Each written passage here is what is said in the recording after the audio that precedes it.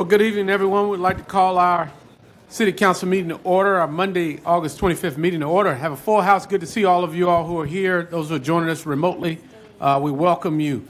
At this time, as with every meeting, we start with the prayer, the invocation. We ask that Father Alex Papagayos, Papagigos, I'm sorry, Father. All right. Can we please stand? 12th grade before any of my teachers. All right. All right, if we could please stand for the prayer and then immediately following, if we could repeat the pledge of allegiance. If you're going to let me a point of order, Your Honor, I have a special favor to ask of you. Yes, sir. We are having our Greek festival this coming September 20th and 21st, and the opening ceremonies are at noon on Saturday, and we would be honored to have you and any of the other council members come and join us.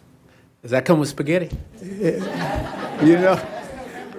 That's November, but not about 100 people are going to ask before the end of the festival. Yes, sir. But please, it's always an honor, and thank you for the invitation to be here, because I'm always honored to be with you and the wonderful job you and the council members are doing. Thanks. Let us pray. Heavenly King, Comforter, the Spirit of truth, you who art in all places, fulfillest all things.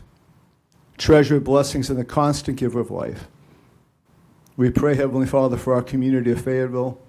We ask your loving guidance about all those who enter our presence, and ask, Heavenly Father, that you give to us in our community life, peace, abundance, salvation, that we continue to grow, to always assist, Heavenly Father, in any way we can those in greater need than ourselves, whose numbers multiply daily. Give us the strength and the wisdom and the fortitude to accept all challenges with your loving arm guiding us in all that we do. Bless the city council, bless our community, bless our first responders and all of those who come to our need immediately, and bless our military who protect and serve daily. These things we ask in your name. Amen. Amen. Thank you.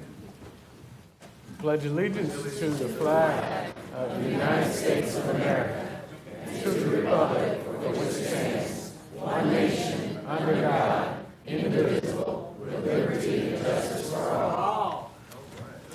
Thank you.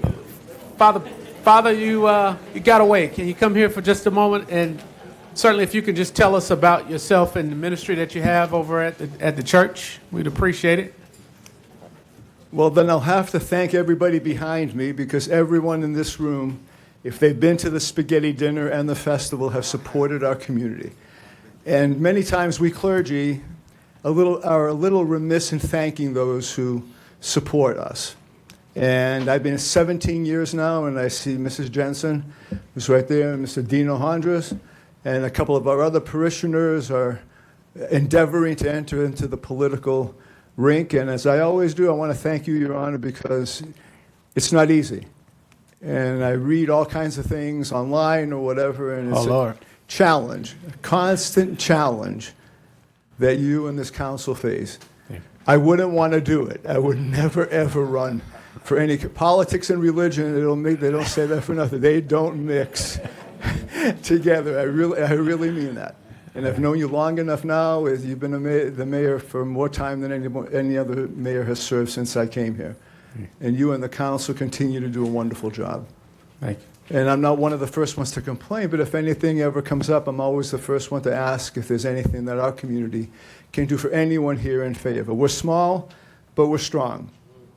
And sadly, years are going by, and a lot of our first generation Greek Americans are going to their final reward, and we have last Sunday 44 visitors from the military came to our That's church. Fantastic. Yes. And for a community of 180, 200 families, that's a real blessing. Yes, sir. And that's why it's always a pleasure and an honor to be here with her. And to thank everyone sitting behind me for continuing to support our community. Thank you very much, always. Thank you, Father, for your work in the community.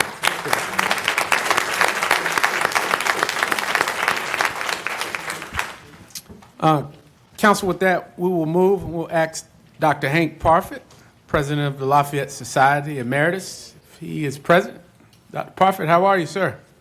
I'm fine. May I bring some of my committee with me? Absolutely. Wow.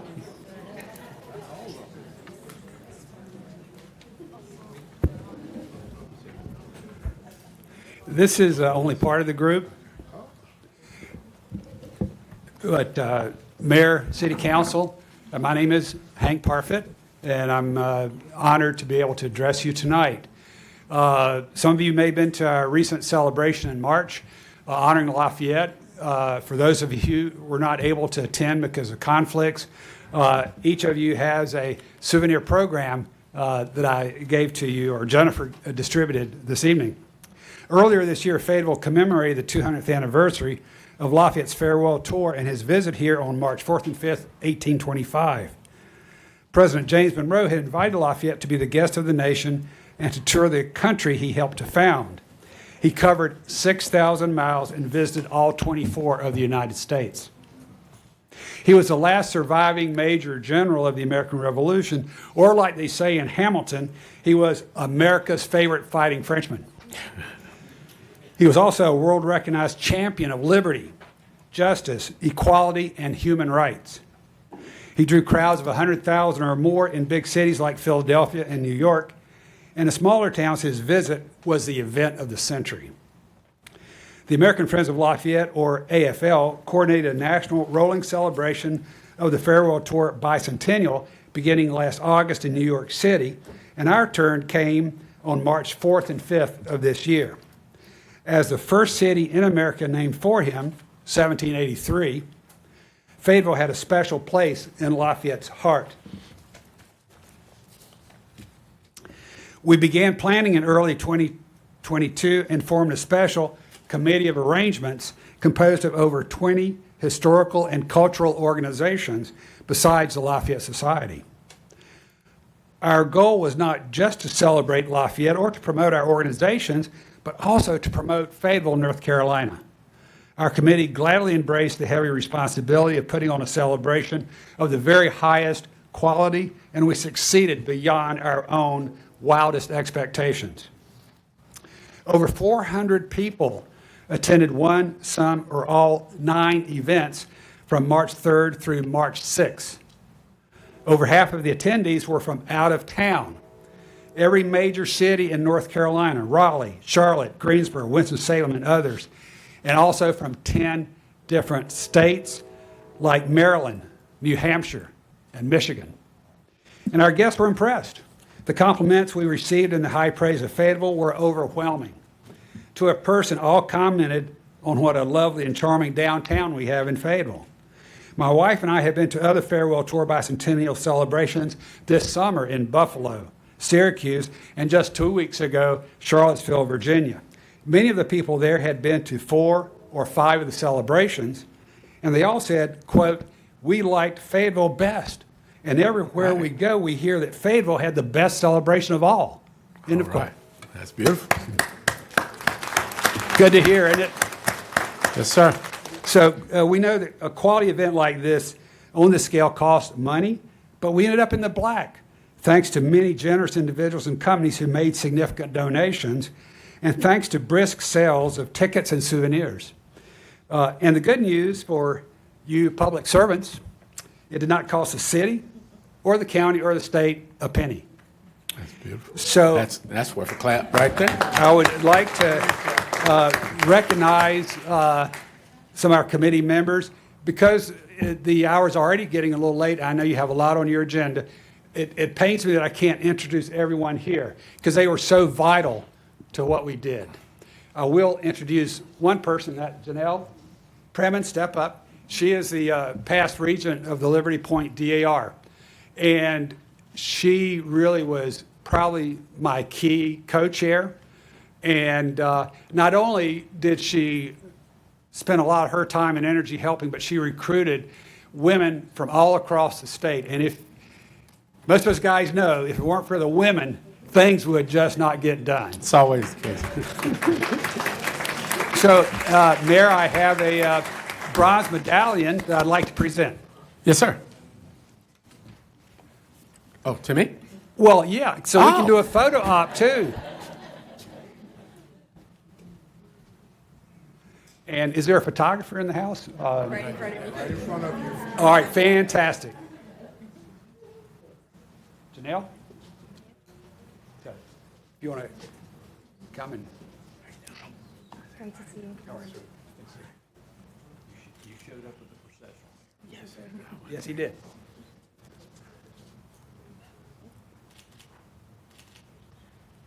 Thank you. Thank y'all. Thank you so much. Thank you very much.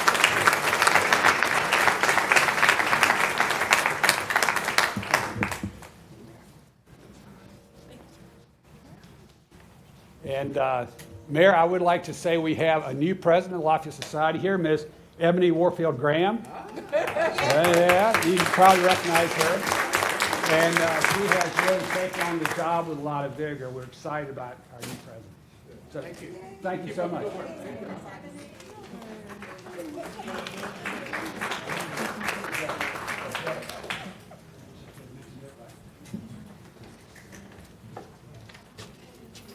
All right, let's give Dr. Parfit and Lafayette Society a round of applause. He was,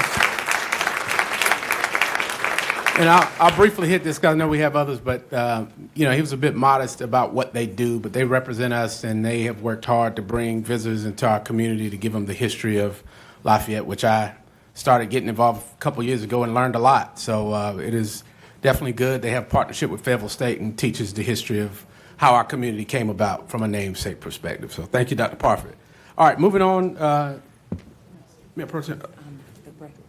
Yes. So if we can have Ms. Carolyn Justice Henson, Rotary Club President. She comes bearing gifts too. That's what I'm talking about. It's Christmas in August. I'm telling you.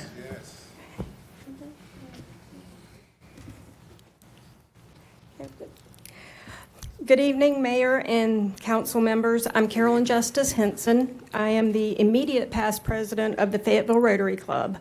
Rotary International is the world's largest service organization with over 1.2 million members in over 200 countries. Our motto is service above self, which means we focus on helping others, fostering peace, and promoting goodwill. And we work together to address some of the world's most pressing challenges, including poverty, disease, education, and conflict resolution. Here in Fayetteville, our club has been serving the community since 1920. Over the past year, we have invested over $50,000 in our community, supporting 18 organizations and impacting hundreds of lives through our grants and service projects. You're familiar that we have presented the Fayetteville Rotary Christmas Parade for the past 25 years. This past weekend, we held our 38th annual Walker Family Golf Classic, which raises funds for our projects. We've also awarded $16,000 in scholarships to students at Methodist University through the Loudermilk Achievement Awards, and we continue our long history of leadership development for high school students through the Rotary Youth Leadership Program. As I shared, Rotary is international. There are over 33,000 clubs worldwide. And I'm here tonight to present a special award to the city, or special present to the city, in partnership with the Lafayette Rotary Club of Metz, France. Metz is located near Fayetteville's sister city, Saint-Avold. It was in Metz in 1775 where Marquis de Lafayette declared his intent to travel to the New World. And as Dr. Parfit shared, the rest is history. As we know, Fayetteville was named for Lafayette, where he visited in 1825. The club in France is also named for Lafayette, and in 2019, they worked with French artists and craftsmen to produce a beautiful silk scarf in tribute to Lafayette and the United States. Proceeds from the sale of the scarf fund brain disease research, which is a major initiative of Rotary in France. The scarf represents the historic friendship between France and the U.S. with portraits of Lafayette, George Washington, and images like the Statue of Liberty. Knowing the significance of Lafayette to our city and that we were celebrating the bicentennial of his visit, the club in Metz reached out to us about the scarf. Our club purchased 2 scarves, One has been donated to the Lafayette Collection at Methodist University, and the other we are here tonight to present to the city of Fayetteville. So on behalf of the Fayetteville Rotary Club and the Lafayette Rotary Club of Metz, France, we would like to present this to the city of Fayetteville to be added to your collection that celebrates our city's namesake. Thank you, Ms. And Justice. we will model it here. I'm gonna ask her to come up here so we know.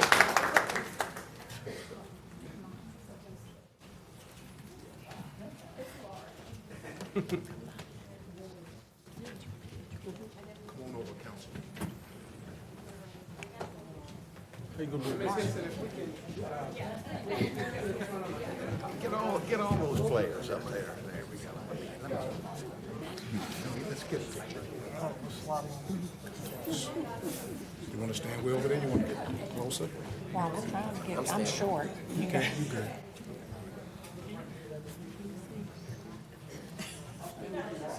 Mitch is blocking me. That's scary. Here, you want to come? Come, It's okay. We got it. Good. All right.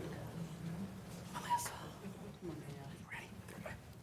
All right. I'm the 3, short 2, 1.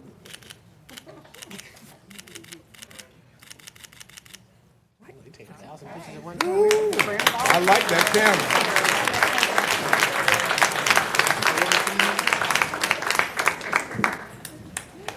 I like that camera.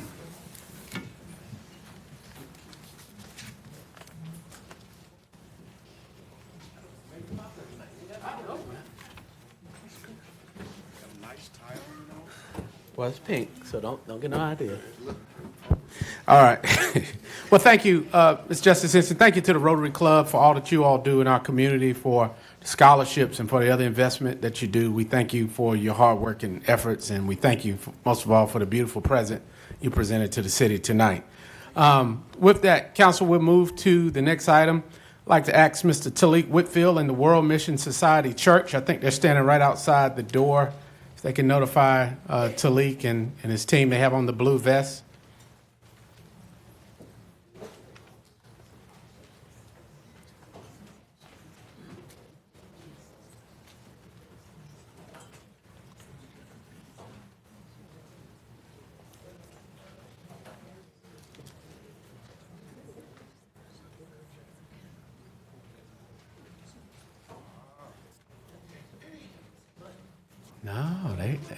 No. So, Talik, good evening to you and the team, and the pastor. Talik, met him probably a year or two ago now with his church, and he invited some of us out. He said, what can we do? Our church wants to help this community. They met up at the park in Haymont Hill. They showed up with like 100 people or so, but they had a volunteer group out of this world. People drove from Durham and Raleigh and Charlotte and other places to come clean up our community. And then he came back again, and they were doing other initiatives that also, helped clean up the community. So they are truly a World Mission Society church. It's a global church. So, Talik, I wanted the council to meet you, wanted to see and hear about some of the things that you all are doing. You're not asking us for anything. You're asking you, what can you do to help make our community a better place? So I'll turn it over to you. That's correct. Thank you, Mayor Coven. Good evening, Mayor Coven and all the council members. My name is Talik. I would like to introduce the SES group to you today. Now, the SES group is actually an organization, just as the mayor mentioned, that was just established by the World Mission Society Church of God. Through it, its acronym name actually stands for our principle and purpose of what we believe. So it says, as you can see on our jackets, ASEZ, it stands for Save the Earth from A to Z. That is our primary goal in order to initiate volunteer services throughout our local communities, as well as through our universities, and even throughout the world. So that's why we're working together also with the United Nations in order to fulfill the 17 SDGs, the Sustainable Development Goals, because we've noticed there's been a very big problem throughout not just our local community, but throughout the world.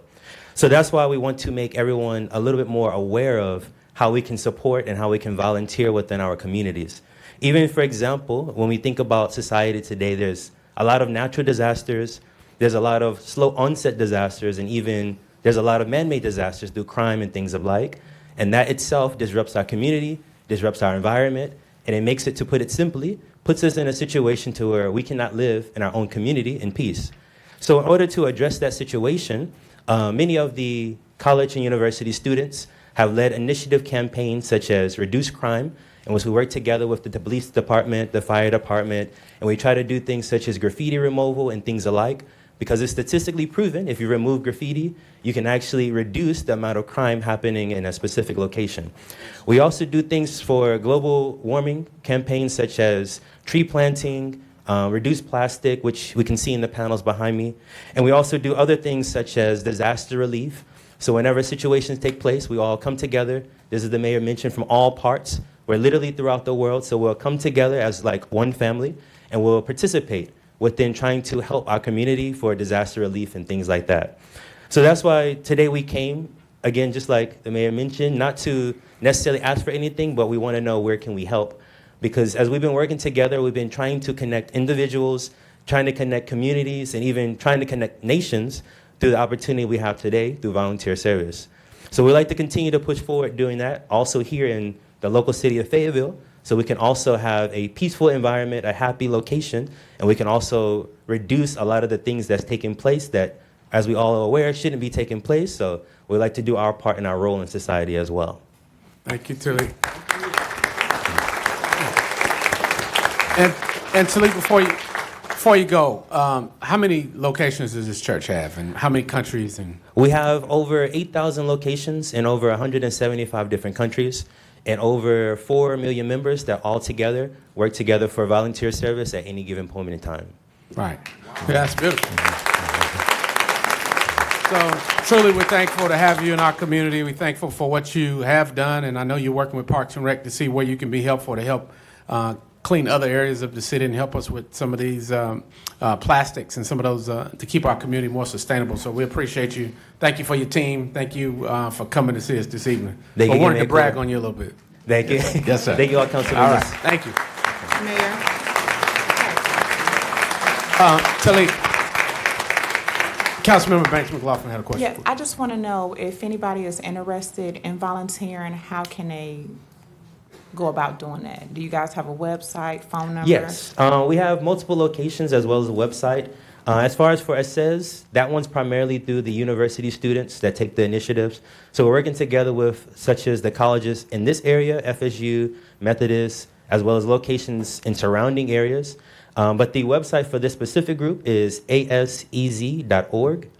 And we're located literally throughout, so we can also share information with you as well if you don't mind. Thank you, Tilly. Thank you all. Thank you.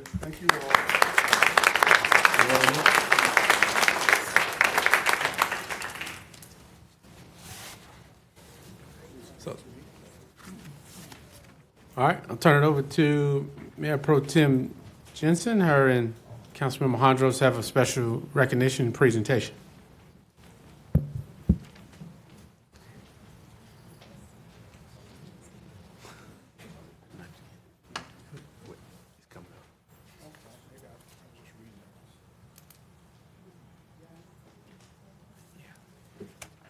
So, thank you, Mr. Mayor. So, I got a call from Councilmember Hondros. Come on, Christina, John. From Councilmember Hondros. So, if y'all learned today, that those of you that did not know, that we are from the Greek heritage. And this lady right here was our priest wife, raised me, probably raised you too.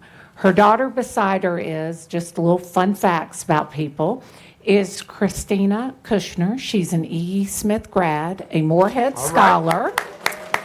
And I think you got your, at Princeton, was it? At Princeton, she's very smart, as her mother. Yes, and another fun fact of her, she was the chairman of the board of the Wake County School Board. So she served with them, and and you will see her name again. So, and then her brother John is. I'm just going to tell a little sweet story. My third child was a surprise, and I went to her My children are 14 months apart, and I went to take my children to Greek school, and I was crying, and I said, Presbytera, how did you do it? What am I going to do? And she said, honey, they're going to be like my John, my blessing. So John is her blessing. So with that being said, just real quick, the mayor's going to read a proclamation, and after that, Presbytera came from Greece, and she wrote a poem, I think, at our first time that we became the All-American City. She wrote a poem, and it was put in the paper, and as a young child, I remember reading it, and she called Councilmember Hondros and said, I want to read my poem because I'm very proud of the city that is my home. Yes. So with that being said, Mr. Mayor, if you could read the proclamation. I will, and please bear with me if I mispronounce any of the Greek names that are included, okay? So I'll preface it with that. All right, it says, whereas Amphitrite Konstantelos Manuel was born in the village of Spilia, Mazina, Greece, and arrived in Fayetteville in 1961. 1 week after her marriage to Reverend Chrysostom Manuel, a Greek Orthodox priest duly assigned to Constantine and Helen Greek Orthodox Church, and whereas together with her husband, she helped raise a family and led spiritual life of the growing Greek American community in Fayetteville, nurturing faith, culture, and fellowship for generations to come. And whereas Ms. Manuel built a distinguished career teaching Greek language and culture, educating youth and adults at her church, instructing in Greek language and cooking at Fayetteville Tech Community College, and serving the U.S. Army by teaching members of the Special Forces Greek before their missions in the Balkans. And whereas she enriched the culture fabric in Fayetteville as a published poet in both Greek and English, writing about her life in America, her Greek heritage, and timeless lessons of Greek myths and historical figures. Whereas Ms. Manuel inspired countless young minds as a substitute teacher in both Cumberland County schools and Department of Defense schools on Fort Bragg, where she often captivated students with the stories of Greek mythology and classical history. Whereas a devoted volunteer at the North Carolina Museum of the Cape Fear since the 1990s, she has served faithfully at the front desk and contributed heritage items for library and museum exhibitions, further strengthening Fayetteville's cultural preservations. And whereas she is beloved in Fayetteville for her generosity of spirit, often giving crocheted stars while singing Catch a Falling Star, a heartfelt gesture that has touched the lives of countless residents and visitors. And whereas the center of her heart and joy has always been her family, including her 4 children, her 8 grandchildren, while her beloved city of Fayetteville has remained her cherished village for more than 60 years. Now, therefore, I, Mitch Colvin, Mayor of the City of Fayetteville, North Carolina, on behalf of this City Council and more than 208,000 citizens, do hereby proclaim in honor of today, Ms. Amphitrite Konstantelos Manuel Day in Fayetteville, North Carolina, fixed upon this 25th day of August, 2025. Let's give her a praise.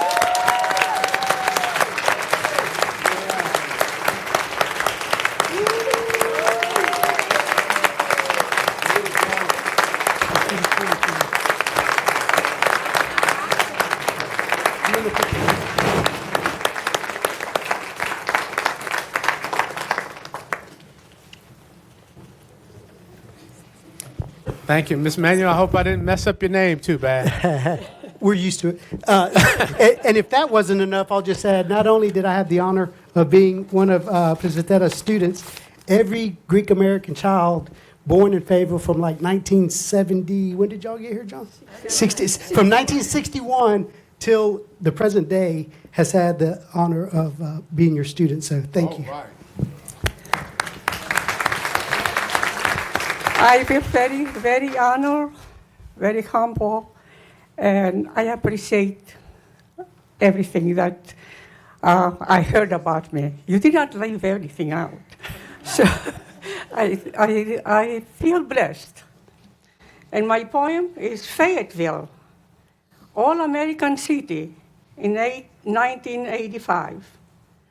They bestow on you the title of All-American City. I wish I had authority to call you All-World City. You are so much American, and yet one can see so many folks from other lands and hear their native tongues? What if my childhood memories are set so far from you, so far away across the seas in my beloved Greece?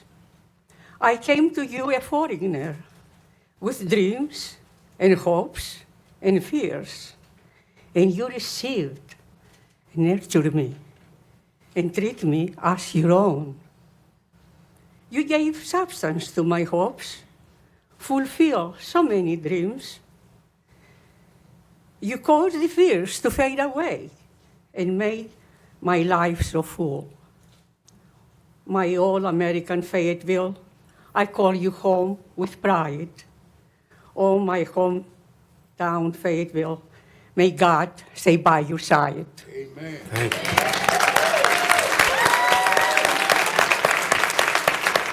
I'm going to give you a hug. And a teeny tiny token of appreciation, our city coin. Thank you. Thank you very much. Pretty good. I feel very honored, and I love you all, and I hope the best for everyone. Thank you. Thank you.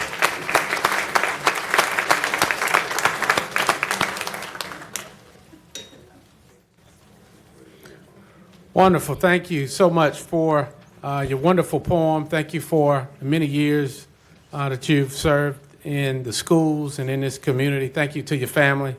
And, you know, I think we have to adopt something from, I'll just call you Miss Manuel. Is that okay? You know, this is our hometown. This is our city. And we're supposed to have a positive out view of it. And it's good to hear that, because oftentimes from within, you know, we speak ill of our own community that we choose to live in. We choose to live here. And we choose to stay here. And it is good to hear someone who has an appreciation for their community. Because if it's not what we want it to be, let's all make it better. And so, thank you for that. Thank you for that. So with that, I will turn it over to Councilmember Hare and Ms. Stephanie. I think he has a word with you. Sure, let me hold your hand. Okay, hold on. Good afternoon, Mayor. Good afternoon. I love surprises, and I love giving surprises, and I did all I could to help ask staff to not to tell what this was about tonight.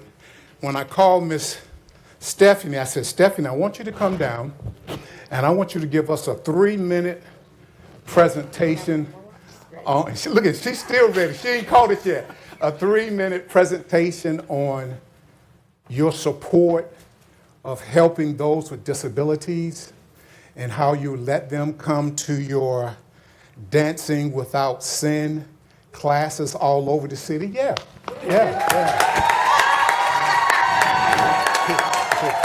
You see her group is here. When I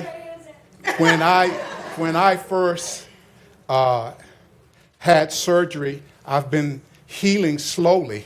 And baby girl, where's baby girl? She over there. There's my baby. Oh, she's standing in there. She kept saying, honey, come go to these classes with me. You can sit in a chair and exercise. And then when I went there, I saw there were children with disabilities, folk my age and older,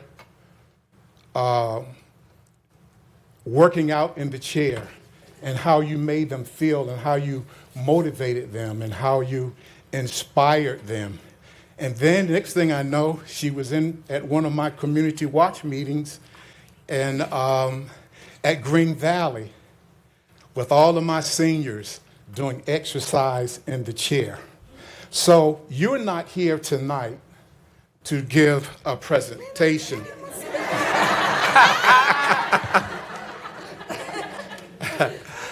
I have you here because I wanted to present, just to say thank you, because you took care of me.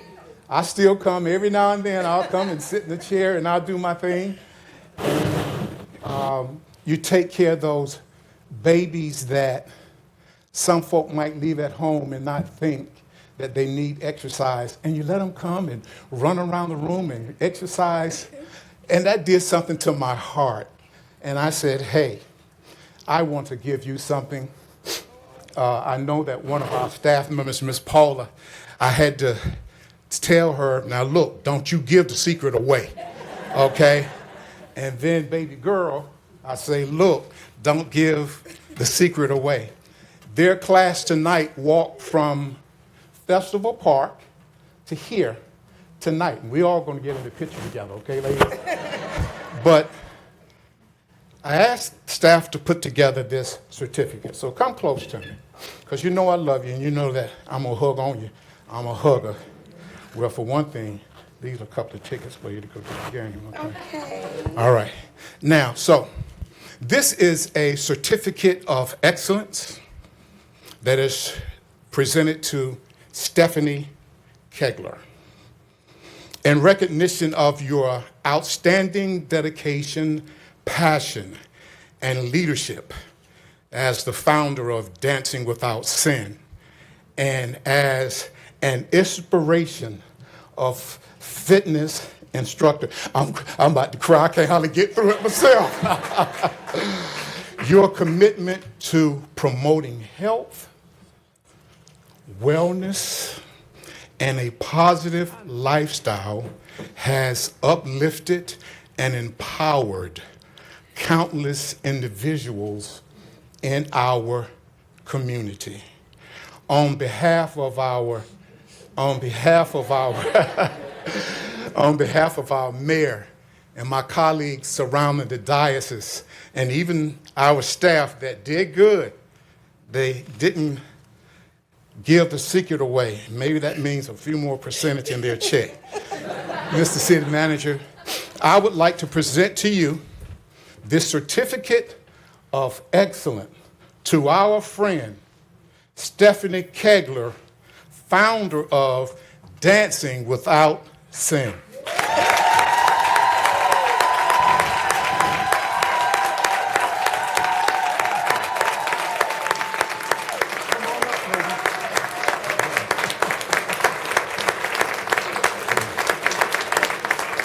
Let her team come up and get in this.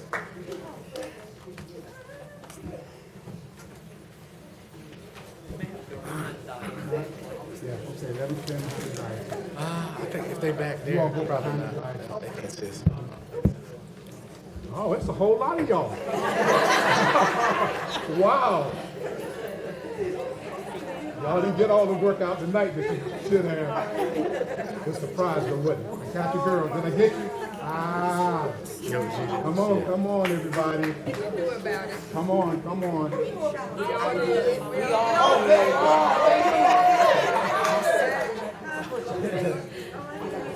Where are you, baby?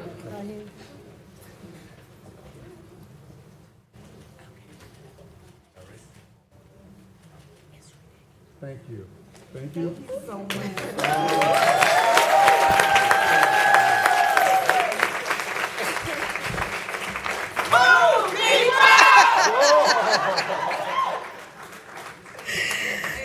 Thank you, guys. Thank you so much. Yeah, they held that one. Yeah. I love Fayetteville, y'all. I put on for my city. So I just want us to be healthy and whole, because if we're healthy and whole, we can do a whole lot. We can build God's kingdom when we're healthy and whole. But if we're weak and weary, it's not much we can do. So I just thank you guys so much. I thank you so much for the support of my students. They are absolutely amazing. They've been losing inches. They've been walking stairs without breathing hard.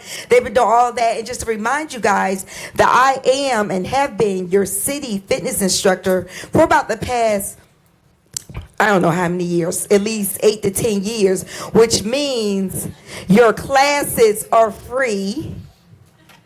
You calling us out? Yeah.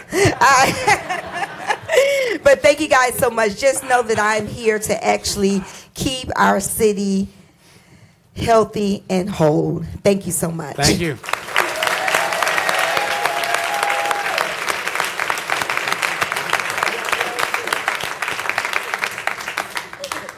Good job, Councilmember Harris. He got you, Stephanie. He got you. Yeah, girl.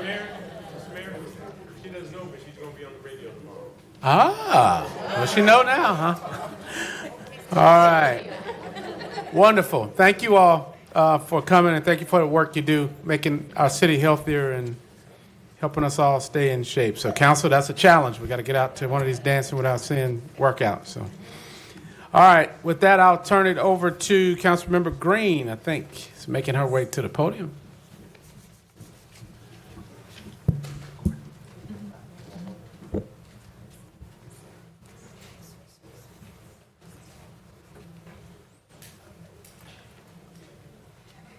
Councilmember Banks McLaughlin's going to help me with this one, but this is Joel and Jean Milburn. Their daughter, Stacy Milburn, was recently honored by receiving and being named for one of the Women in America coins. It was put into circulation on August 11th, I believe, if my memory serves me correctly. So they were in D.C. when that was done. And Councilmember, if you'll read that, that'll explain more. Okay. Whereas Stacy Park Milburn was born in 1987 at Fort Bragg, North Carolina, graduated from Massey Hill Classical High School in 2005, and received her bachelor's degree in political science in 2009 from Methodist University. And whereas she moved to Oakland, California, and received her MBA from Mills College, leading her to work with the Ed Roberts Center for Independent Living, and later as an accommodations specialist with Wells Fargo. She established herself as a disability rights activist while in San Francisco Bay Area. And whereas throughout her life she suffered from progressive muscle weakness and other health complications, and sadly passed away from post-surgical complications on May 19, 2020, her 33rd birthday. And whereas her passion for disability rights activism began in high school, sparked by attendance at Leadership Conference in Washington, D.C. at the age of 16 for youth with disabilities.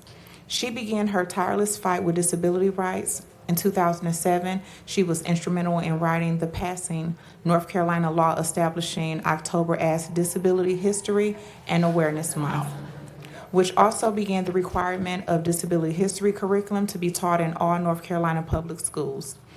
And whereas Stacy was a gifted visionary and talented speaking writer, she was one of 3 women of color who founded the disability justice movement. She served as presidential appointee in the Obama administration and contributed to writing with disability rights platform from Bernie Sanders' campaign, which was eventually adopted by the Biden administration.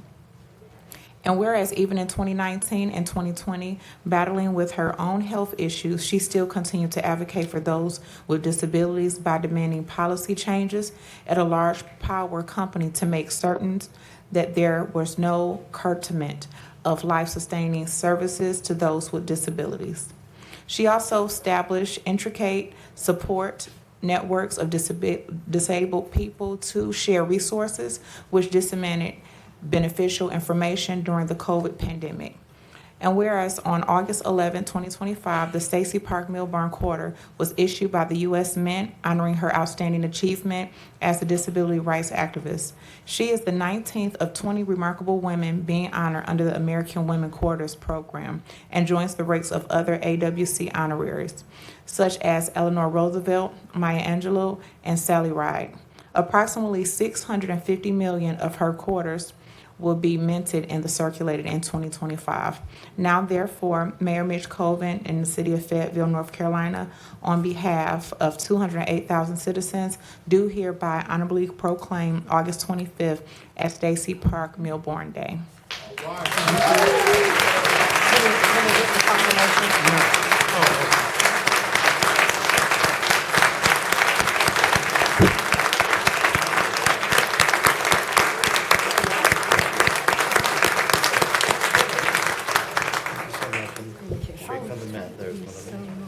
Thank you very much. It's such an honor. One word. Picture. Yes.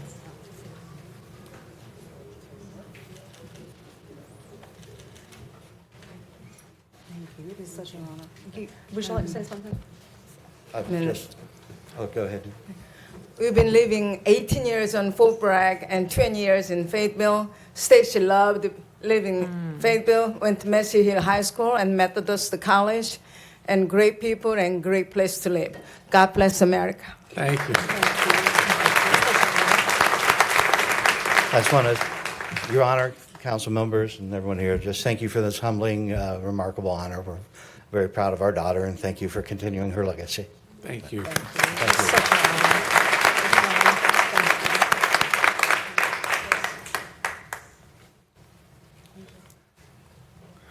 Thank you to the family and memory of your wonderful daughter. Thank you, Councilmember Green, for bringing that. Your other proclamation is there. Angela Tatum. Waiting for the kids to come in. Those are two of my grandkids you heard. All right. Yeah, they're coming in. I'll give you a quick, before Mayor Pro Tem Jensen reads the proclamation, I'll give you a quick little rundown. Angela lives in my district. She and I had lots of conversation when I was running the first time for election, and she got to be my resource lots of times just for keeping up with things in the neighborhood, because she seems to know them before I do. Which is just a testament to the fact that she's everywhere all the time. So it's my honor to present this today. It is around National Breastfeeding Month. And Mayor Pro Tem? Thank you, Councilmember Green. Whereas World Breastfeeding Week was celebrated August 1st through the 7th with the theme Prioritizing Breastfeeding, Create Substantial Support Systems. National Breastfeeding Month is celebrated August 1st through August 31st with the theme Forward Together, Diverse Voices, One Vision. Black Breastfeeding Week is celebrated August 25th through the 31st with a theme rooted in breastfeeding success grounded in community support. And whereas families continue to be the priority in Fayetteville, and part of helping families to thrive is ensuring that they receive community support to develop and sustain healthy lifestyle. Now, before I go on, I'm going to say that is a blessing to hear, because a city that does not hear children is a city that is dying. So she needs to keep using her voice, or his voice. I'm sorry, I didn't see who it was. Whereas, according to the American Academy of Pediatrics, American Diabetic Association, American College of Obstetrics and Gynecology, American Academy of Family Physicians, and other leading health organizations, breastfeeding is optimal food for infants. And whereas breastfeeding gives babies a healthy start in life, with research showing that breastfeeding is associated with lower rates of illness such as childhood obesity, diabetes, asthma, eczema, ear infections, and other childhood conditions, research has also shown reduced risk in maternal breast and ovarian cancers, along with lower rates of heart disease and faster recovery from birth as compared to formula feeding. And whereas collaborating with healthcare providers and community organizations that can positively impact breastfeeding by providing prenatal and postpartum breastfeeding education and support to help mothers meet their breastfeeding goals.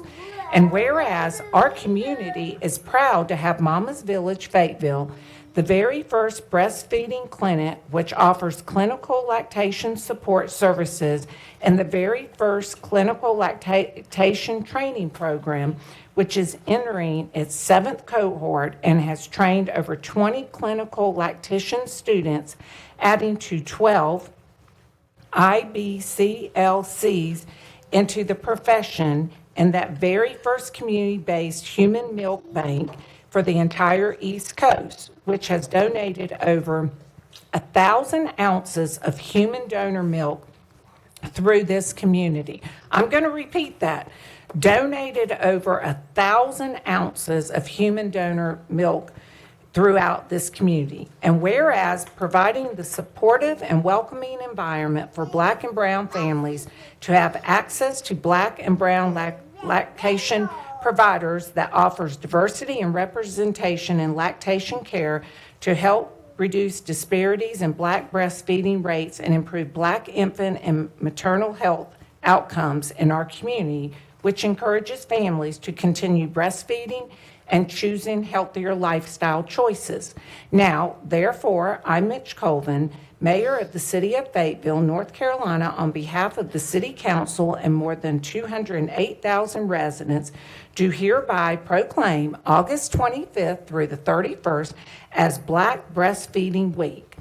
In witness thereof, I hereunto set the hand I have caused of the official seal of Fayetteville, North Carolina, to be affixed this 25th day of August 2025, Mayor Mitch Colvin. I need to also add, but I know I'm going to speak later, is you just mentioned that was the first lactation clinic downtown. I want to ask Councilmember Benavente to come down, because if it wasn't for him, that's where it all started. It was where he gave us a chance when we had no operating costs, nothing to work with. So if you can come down with us, thank you. You gotta be official. You're making me official. Yeah, I'm making you official.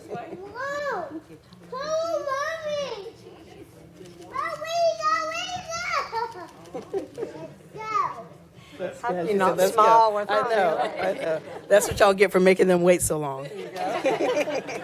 Thank you so much. Okay. Well, I know. Okay, I won't be too long. I just closed my book. And two of those, you'll see the one with the little things on her back. I don't know what they are. Those are two of my 9 grandchildren. Yes. So I want to thank my council representative, Lynn Green, for submitting the proclamation this year. I appreciate having her as my district representative, and to the rest of the city council as a whole for your continued support of the work that we do through Mama's Village. We are still impacting Black breastfeeding in our city through providing lactation services, prenatal education, and postpartum support. We also meet our community where they are by offering evening support as well as weekend support. Matter of fact, just yesterday I had 2 clinical visits before going out doing some community work. Not only do we have an impact here in Fayetteville through our statewide project with UNC School of Medicine, we are also able to provide lactation support for patients in over 13 clinics across the whole state of North Carolina. As it was mentioned, our community milk bank has donated and provided over 1,000 ounces, and we have a breastfeeding initiation rate of 95%, a 6-month breastfeeding rate of 80%, and a breastfeeding rate up to a year at an impressive 75%, which is above the county, the state, and national levels. But we still have work to do to make access to IBCLCs that reflect our Black families more accessible. Right now, I am currently the only Black private practice lactation consultant in our city and surrounding areas. Although I've trained many, due to our military community, many have gone on to different cities and states.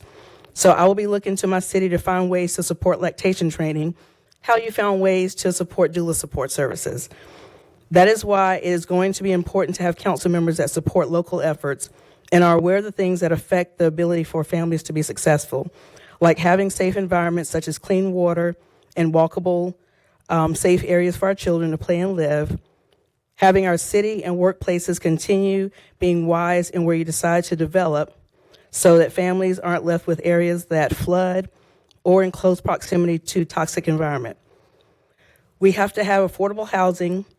I am currently right now dealing with a mother who she's about to give birth. I know you're giving me the little thing to get ready to wrap it up. She's trying to find housing. Oh, you look like you were. She's trying to find housing. She's being induced, but when she delivers, there are no resources. I don't know. There's nothing for her. So we have to change that. And we also need to make sure that our families are getting a livable wage. Mama's Village is making sure we're doing that by training lactation consultants and doulas, but we need the city to do more as well. Again, thank you for acknowledging and recognizing this week in August as Black Breastfeeding Week. As we celebrate Black Breastfeeding Week, Black breastfeeding being rooted in our families, in our community. Thank you.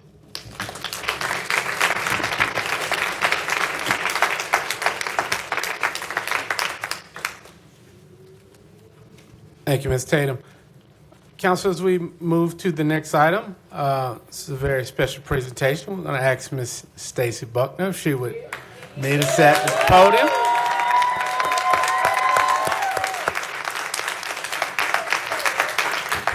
So, Mr. Mayor, if you would please come down here with us. So for those of you, I think everybody here knows Stacy, our CNN hero. So just to give a little bit of background on this, I think it was last year that we got Stacy was one of 20 people in the whole nation, 20 or 10? 10. See, it's been a year. Help me out here. 10 people that got to be a CNN hero. And very big deal. And Mr. Mayor and I were at her reception, and we said to her, we want to make sure you get the key to the city. And Stacy, being humble as Stacy is, she said, you know what, we have a lot going on. There's a lot of things going on about me. Let's just wait. And so, and then she forgot. And then she emailed me and the mayor, and we said, absolutely. So just to say how proud we are to have a CNN hero, I mean, it is a big deal, the whole nation. All the work that she does for veterans and the homeless veterans, which we know that we are, I'm going to say it, the largest neighbor to the largest military installation in the world. Let's all say it together, because she was supposed to say it in her speech. The largest neighbor to the largest military installation in the world. So with that, Mr. Mayor, if you, I'm going to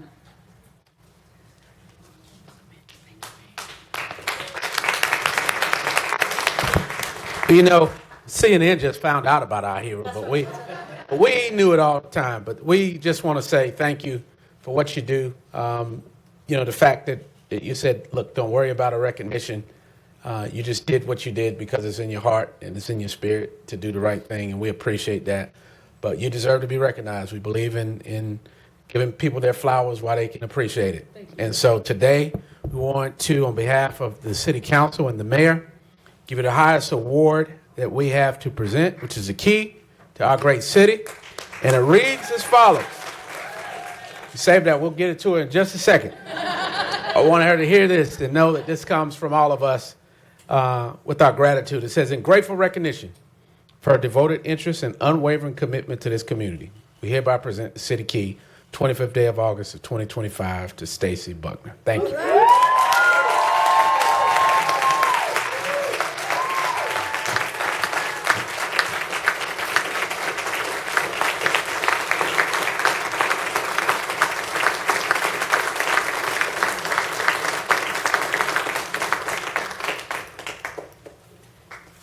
I just want to know, does this open the banana pudding cooler to Melvin's Riverside? That's all I want to know. I'm going to keep it really short, guys. I'm really humbled to accept this. I'm accepting this on behalf of my own community. I've worked with I think they can hear me, brother. I think good. Oh, okay. So sorry about that.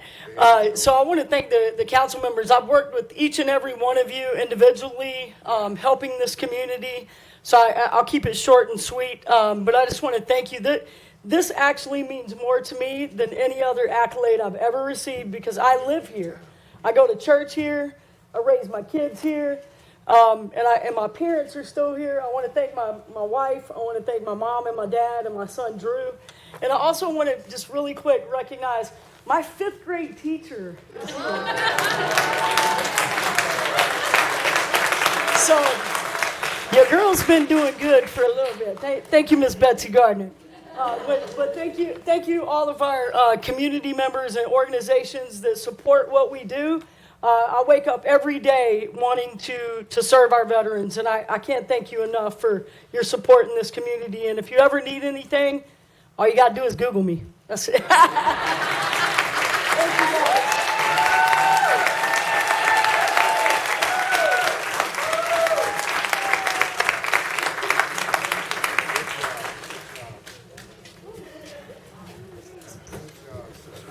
Great job, Stacy. Thank you for what you do. Thank you for your family that allows you to serve this Thank you guys so community much. and all your supporters. So it means a lot. Thank y'all. Wait. Check me out on the Gilbert Bay's radio show. I'll be there on Wednesday. Gilbert's gonna be busy. Where's he at? But thank you, all of you, for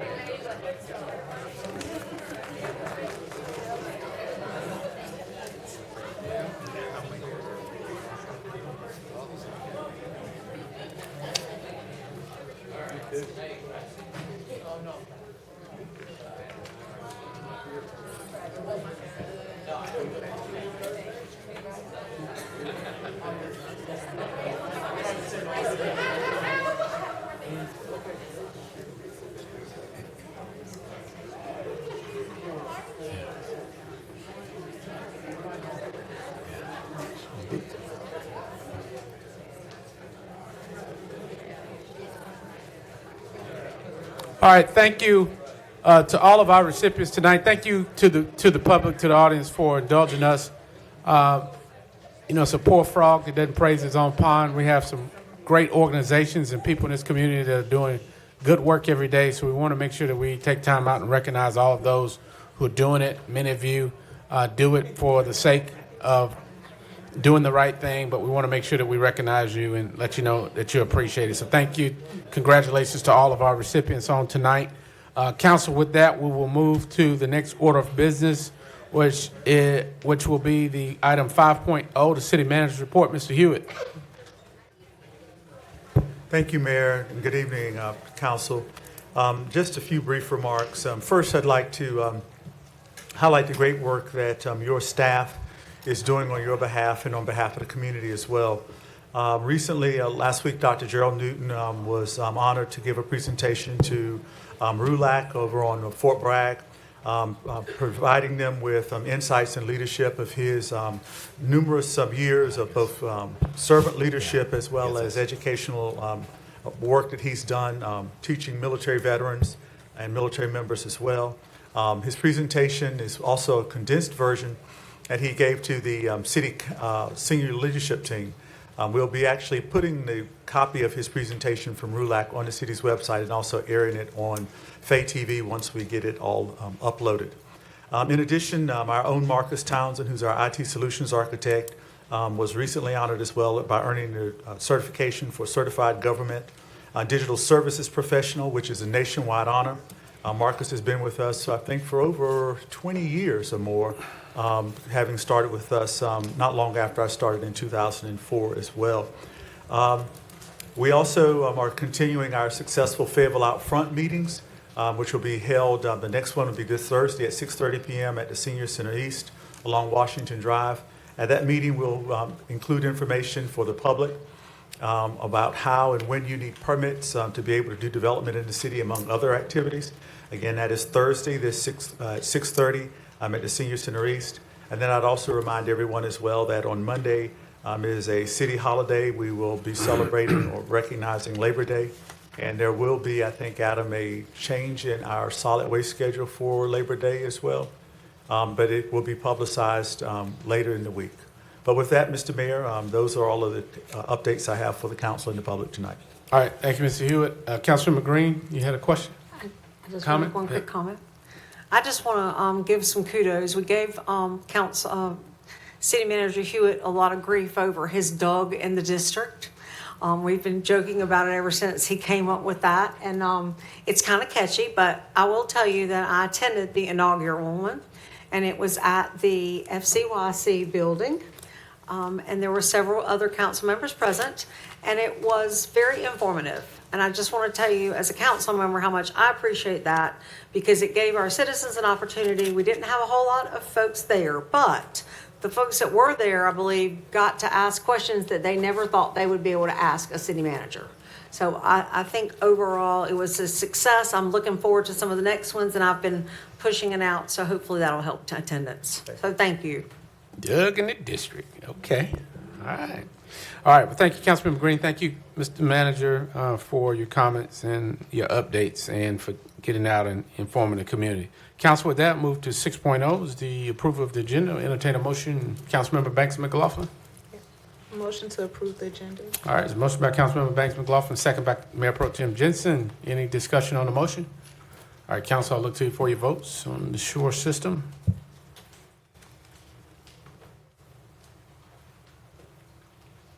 All right, motion carries unanimous. Moving to the 7.0 items of consent. Council, I'll entertain action on that. All right, Mayor Pro Tem Jensen, is a motion? Yes, motion to approve the consent All agenda. right, seconded by Councilmember Thompson. Any discussion on the motion? All right, council, I'll look to you for your votes. Seeing no discussion.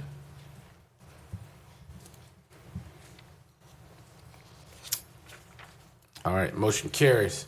Moving to the next item of business, staff reports. 8.01 is the Fayetteville Police Department 2025 second quarter review. Chief Bryant, come on down. Your first quarterly review for us. We'll behave ourselves, we promise. Well, I don't know. Hopefully. Gotta speak for myself these days. All right. All right, welcome, sir. Good. Thank you.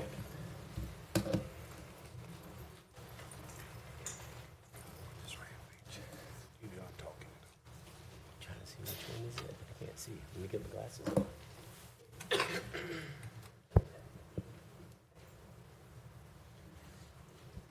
There you go. Okay. Good evening, Mayor, City Council members, Good evening. City Manager, Senior Leadership Team. Thank you for the opportunity to address you tonight.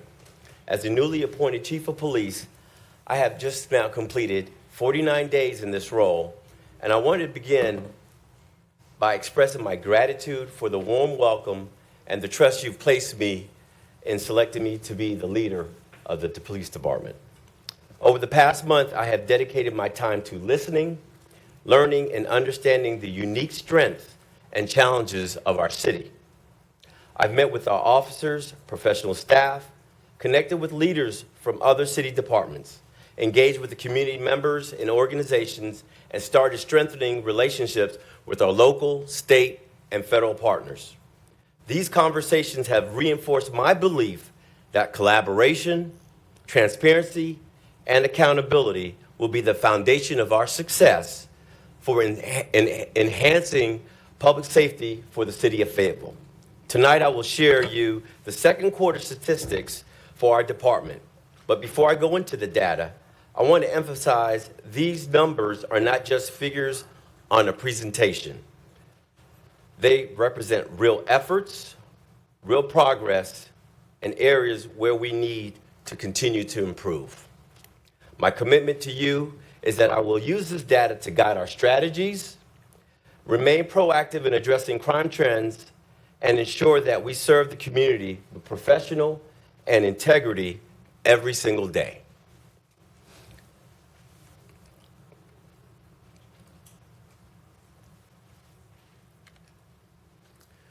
So as you see this will what we will be covering: our crime stats, crime trends, crime fighting strategies, and community engagement.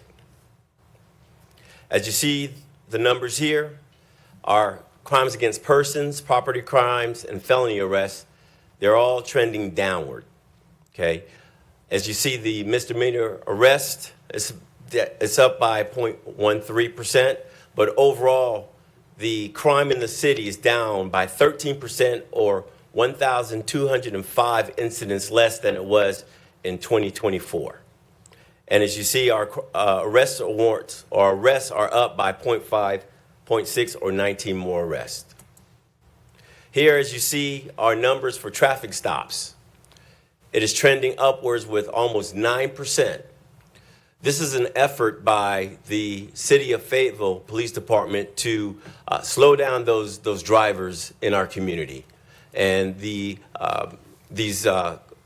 careless and reckless drivers. So as you see, those numbers will also be reflected by our traffic stops. Our next is almost 4% in the crimes against society, where we're almost at 4%. These are crimes against the state of North Carolina, such as weapons and drugs. So these are the ones that we continue to enforce. And as we stated earlier, are 0.56 in terms of arrests that we had over the last quarter.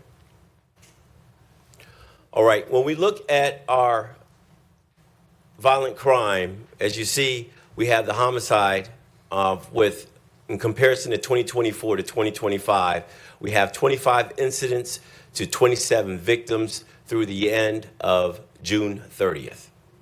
We also have other crimes that you see, the rape, aggravated, and all other persons have steadily been decreased or at a steady motion with an overall percentage of almost 17%. Now, our homicide unit have been really busy in terms of this first and second quarter, but you'll see in terms of what they're able to do with the numbers. Now, what I will explain to you is our homicides, that the 27 that we had during the end of the second quarter, out of those 7, out of the 27, we had 8 of those homicides that were domestic, which is about 30%. Now, out of these homicides, our clearance rate by our homicide unit is at 92%. What I want to let you know, 92%, and the national average is 58%. But the other thing that I want to also stress to you is that these homicides are not random citizens in the streets. These are also individuals that know each other, and they've had conflict within their housing or in their neighborhood. So these aren't what we would call just a random situation where any citizen is just being victimized by an individual. Also, you'll see on our numbers here with the overdoses, we had 25 versus 24 in the year of 2024, and our suicides are trending downwards for 17%. And as you also see to the right with the weapons in terms of gun violence continue to plague our communities. This particular slide here gives you an indication in terms of what we've seen in terms of the first quarter and the second quarter. Now, the first quarter we had increase of 10 incidents. Second quarter we had an increase of 11 incidents for a 10% increase. We're continuing trending down at this point. Our domestic aggravated assaults for 2025, as you'll see here, the numbers are trending down with the misdemeanors and our simple assault. We did have an uptick with our felony assaults, but 6.52. But what I will also like to let you know is that our officers, when they do respond to these domestic disputes, if we don't have the probable cause in order to arrest the suspect, what we're doing is teaming up with the Phoenix Center in order to make sure that we provide services to that victim. But in addition to that, we're following up to make sure that the legal process of serving or taking out warrants on that suspect is also being realized in terms of helping out that victim to make sure that they do something about their current situation. So we try to empower them and follow up so that they have the courage in order to get out of that situation. The next few slides is going to be our shot spotter. I'll let you take a look at these slides here. You'll see the numbers. In terms of this, you'll see the shell casings for Campbellton and Cross Creek. Over there, we have a total of over 250 alerts, but you'll see Campbellton and Cross Creek with a significant amount of shell casings recovered. We also have to the bottom a pie chart where you see our NIBIN leads. Okay, for those are leads in terms of with 911 calls, we're up at 54%, and NIBIN leads without 911 is at 46%. Okay, and then it shows and reflects our recovered weapons and arrests as well. This is also a reflection as well. And I want to go to the next slide.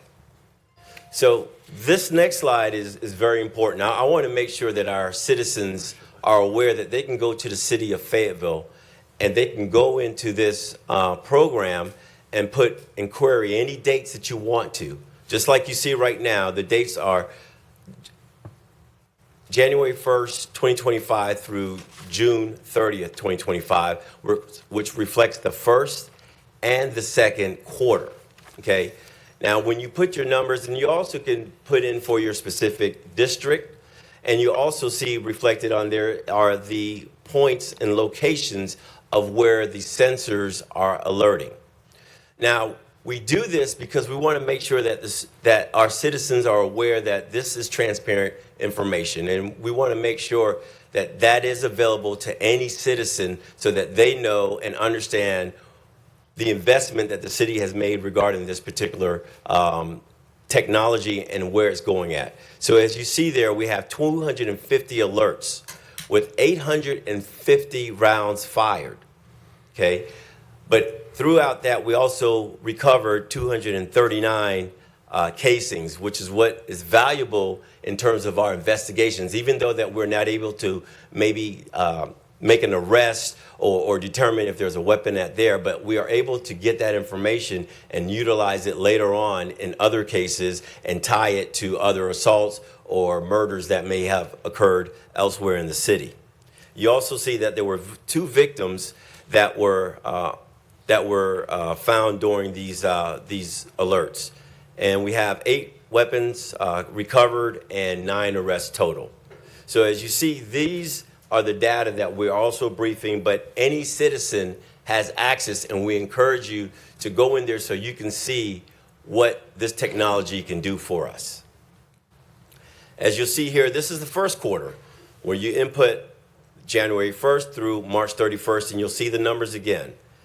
ShotSpotter alerted with 141 alerts, 510 rounds that was detected by the sensors, and then also we recovered 162 shell casings. Again, we're not able to always have an immediate impact on these particular technology, but it's what we're able to do later on when we're able to tie these casings to other crimes that have occurred also in the city. And also you'll see the recovery of weapons for and the arrests. Same thing for the second quarter. But again, what I want to encourage is for our citizens to be aware of this database so that you can go in there and you see it firsthand. You don't have to even wait for us to do it. You can do it anytime that you would like. As you see here, Fayetteville Police Department, we have partnership with several federal agencies, from the FBI to that famous agency, the Drug Enforcement Administration that I used to work for. So what I will tell you in terms of what we have here, we have 7 individuals that were indicted federally during this time, 40 individuals that are federally indicted, almost $22,000 seized, 59 firearms seized as well, and we continue to work with the Violent Crime Task Force, okay? And one of the things that is very critical, and I want to make sure that we're all aware in terms of the purpose of this, is because we have offenders that come in and out of our state system, in and out, okay? And with our federal partners, we're able to get these offenders that are continuously plaguing our community with violence and actually be able to put them away for some significant time. And with our partnership, that's what we'll be doing. Here you see our property crimes across the board. We're trending downward. And of course, this is due to the dedicated work from our property crime detectives and the information that we're also getting from our community, our technology, and everything else to put these cases together to go ahead and make sure that we make a difference in the city. This slide here is our juvenile crime. Now, one thing I want to make of note, this does not reflect our youth protective order that has taken place, which would be actually in the third quarter. But these are our numbers right now. What I would like for you to kind of take and see what we're looking at, the ones in red as far as the assaults. We have over 156 incidents of assaults. We have the B&E, or breaking and entering, where we have 85, and then you also the motor vehicle theft. And with those 2 items, the B&E and the motor vehicle theft, those are the areas that have been plaguing us in the city, but our district commanders have put in plans in place in order to address some of these issues, and we are going to be trending downward, as you'll see in the future. Here also is our juvenile crime, where you see it from first quarter and second quarter, our field contacts, our incident reports, and the number of charges involving the juvenile crimes. And again, you'll see the numbers from first quarter to second quarter as they line up there.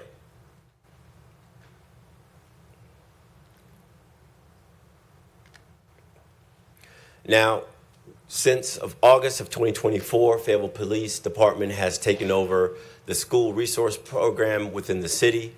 So currently, as of today, we have 14 SROs in the schools that we concentrated first on the high schools and then the junior highs. And as you'll see, the numbers that we have here from August through the end of the school year, we had 1,844 calls of service. And out of that, we had 424 incidents in terms of our reports.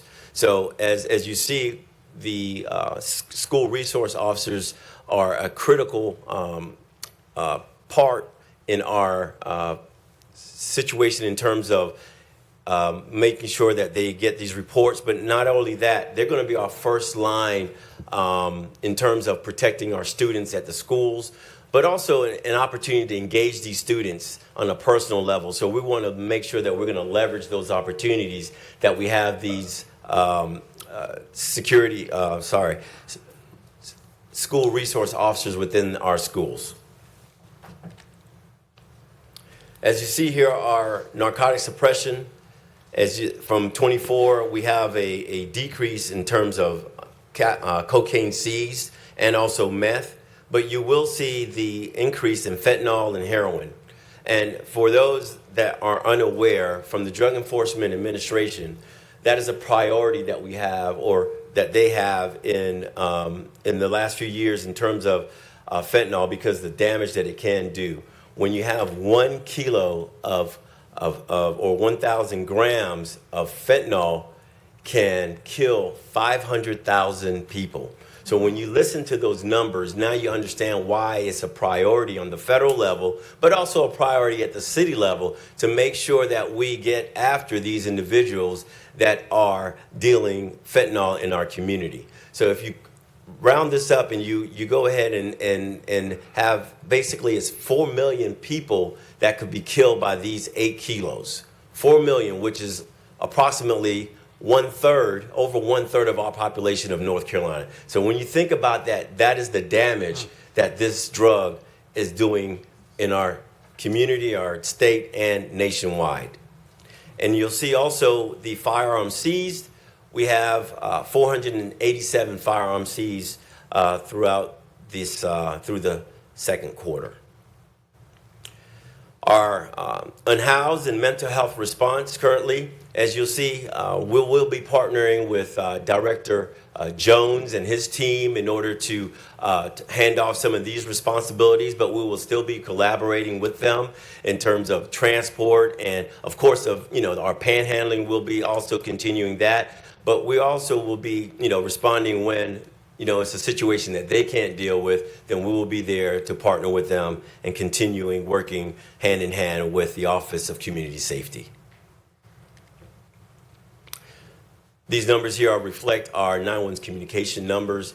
If you see in terms of our 911 calls here, process over 105,000 calls that our 911 dispatchers are dealing with since the beginning of this.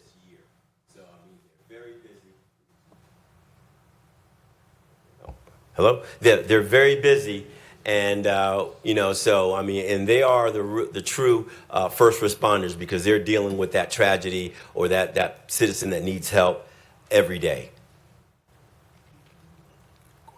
As you'll see, as we reflected on the earlier slide, where we were increasing our traffic stop, and part of that is in order, and this was actually before I even arrived, where it's a Drive Wise, Stay Alive campaign in 25. And so then, with the increased traffic enforcement, we're hoping to decrease the fatalities and the number of fatalities that we have throughout the city, but we still continue to have fatalities increasing with the speeding. So that's why we have to continue to be enforcing these moving violations and these careless and reckless drivers that are going throughout our city. This slide here reflects our moving violations through January to the end of June 2025, which is 12,653 traffic stops. Yes. And also from January through June 30th of this year, we've had 13,869 non-moving violations, or these are regulatory violations, though, that we also enforce. As you'll see here, our numbers has increased from 24 to 26, with 26,236, almost 2,200 additional stops for this quarter. Also, you'll see the numbers of our demographics. And I know this has been a topic of discussion, but what I would like to go ahead and explain, where you can see our traffic stop reports, where we have our black drivers at the top here for 24 at 14,699. Then also you see it in 2025, 16,248, which also correlates with the increased number of stops that we have throughout the city. As you see here, where we're looking at the searches that we have for black drivers versus other races, and you'll see that number here in a minute, in terms of 583 vehicle searches, which roughly is about 4% of the total amount of vehicle stops for black drivers. But at the same time, what you will see is that we have nearly 60% incidents where we actually recover drugs. So out of the 348, that's 60% of our 583 stops that we're recovering drugs, and as well as our weapons, where it's at 23% that we're also recovering weapons and getting those off of the street. You know how to pull up. On the other hand, when we have our right drivers, you'll see the numbers in terms of vehicle searches, and this is about 2% of those stops. And what's reflected here is when we have the 150 vehicle searches, we're having about 57% of 86 incidents that we're recovering drugs. And also, there's going to be 13% of weapons also being recovered. So if you look at the ratio, we have a 2-to-1 ratio overall, but which is kind of consistent in terms of what we've been doing historically. And the last slide here is our other, which is everything other than black and white. So here it is. We have 1,154 vehicle stops. Out of that, we've had 30 vehicle stops. But one thing that you also notice here is out of the 30 vehicle searches, we've recovered 23 drug incidents with 77%. So definitely that is a higher number in terms of what we're encountering in the other slots. And then you also see that there's a 20% number in terms of weapons seized as well. This is our Office of Professional Standards and our internal affairs. You'll see the numbers in terms of use of force, and we'll be able to explain that in the the next slides here. And you see that we've had a decrease in internal investigations with 22 compared to 32 from last year. Citizen complaints has also decreased, and we're almost at a steady with compliments throughout the city. Here you'll see our use of force with a total of the 37, but you'll see there's actually 39 in terms of individuals, but the incidence is 37.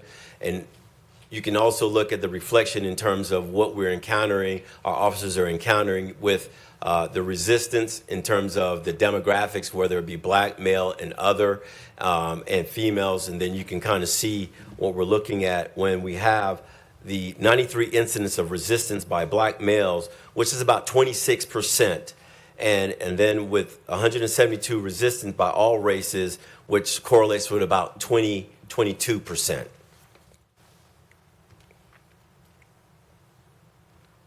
At this time, we'll talk a little bit about our departmental staffing.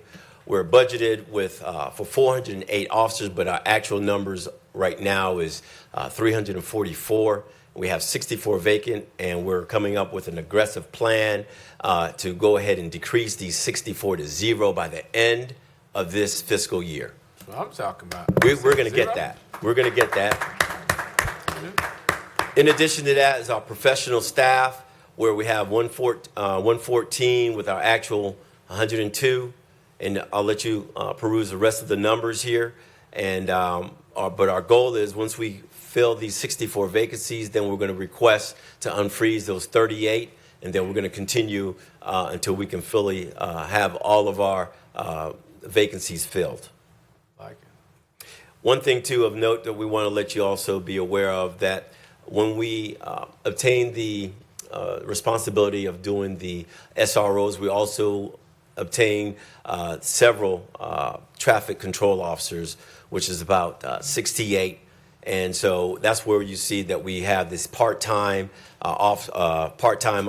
employees, and so that's where our numbers have really increased. And you see a high turnover on the next slide in terms of that goes. So for our officers, being that this is a military town, we also have a dependents that are also employed. So we do have folks that are coming in that are officers that also then redeploy with their family somewhere else when they PCS. But also you see the professional staff right now, that number is kind of increasing based on the fact that we have these traffic control officers, and it seems that it's a high turnover rate until we can stabilize that. These are our community events that we had during, or at least during the second quarter, where we had the Fallen Officers Memorial there at Fayetteville PD. Next slide. It's honoring those that served. In terms of our, we also had the Special Olympics Torch Run and other events as National Police Week and our Telecommunicators Week. We've also had other events in the community like shred events, and also with our Senior Center East, where we would have engagement with our senior community. And we had collaboration with Operation Ceasefire, which we will also continue that with the Office of Community Safety and partnering with them in these particular endeavors. But also we had our Citizens Police Academy and also our Camp Hill with one of our local partners. And lastly, you'll see our Fayetteville Police Awards, where we've provided recognition to our officers, our professional staff, and our 911 telecommunicators. As you'll see here, our commitment to our core values, our vision statement and mission statement. And at this time, I'll entertain your questions. Thank you. Thank you, Chief. Good presentation. Did have Councilmember Hare and then Banks McLaughlin. And then Benavente. And I apologize, you all, it disappeared off the screen. So any others that had pressed? Yeah, thanks, Mayor. Thanks, Chief. Thanks for a good report. I was trying to pull the report up on my iPad. I even went online. I couldn't pull it up other than seeing what you were doing. I wanted to be able to tell you what slide I wanted, but if you would go back to I think it's the first slide for ShotSpotter, please.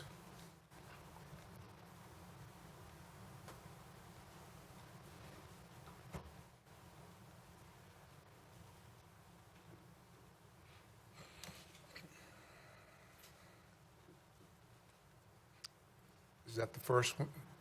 Is the the 250. This one. The That's one the that had first the one. 250. This is shows the 250 alerts. Okay, well, but it was on another slide. But Okay.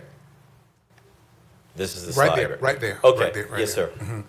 So this is what I wanted to ask, being one that always says that we need all the tools in our toolbox, okay, whatever it is, in whatever area or department that it is. Now, it says here that we had the 850 rounds fired, and the alerts that came up, we see the number there of 250, and then the casings that were found in 239. And the reason I bring this up is a week or so ago, we had a Teams meeting of the company, which I can't think of the company, that did a review for ShotSpotter. And I was just wondering, compared to their information, because we didn't have this, and if we did, I didn't see it. What was, because this shows a support of ShotSpotter and casings, and however you go on from there once you get the casings. Why was it, if you were aware, maybe the city manager, that it was a difference in what they reported and because this is details, this is information, but I didn't see that in our report. Is there a reason? Sir, I can't tell you why they weren't able to pull this information. This is, like I stated, I wanted to make sure that everyone can pull up this data, and the numbers show it. Now, one of the things that I want to make sure that everyone is clear, ShotSpotter in the city of Fayetteville is only in 3%. 3% right. of the entire city. Yes, sir.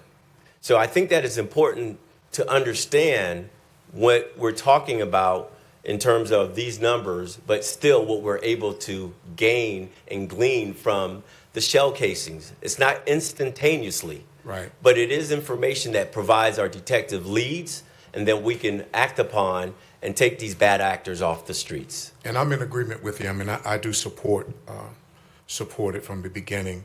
As we look back over to our, and I wish I could have found it, we look back over at the juvenile crime, and my question was, if you can go back to that slide, but what my question was is, since we started the new curfew and all the surrounding things with the curfew, and I don't even know if you can give any words of our Office of Safety, does any of those numbers reflect within that time frame?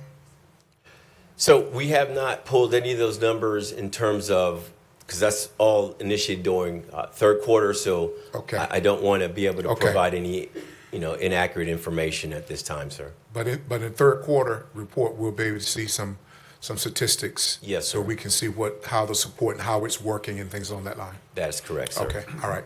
Thank you, Mayor. Thank you. All right. Councilmember Banks McLaughlin.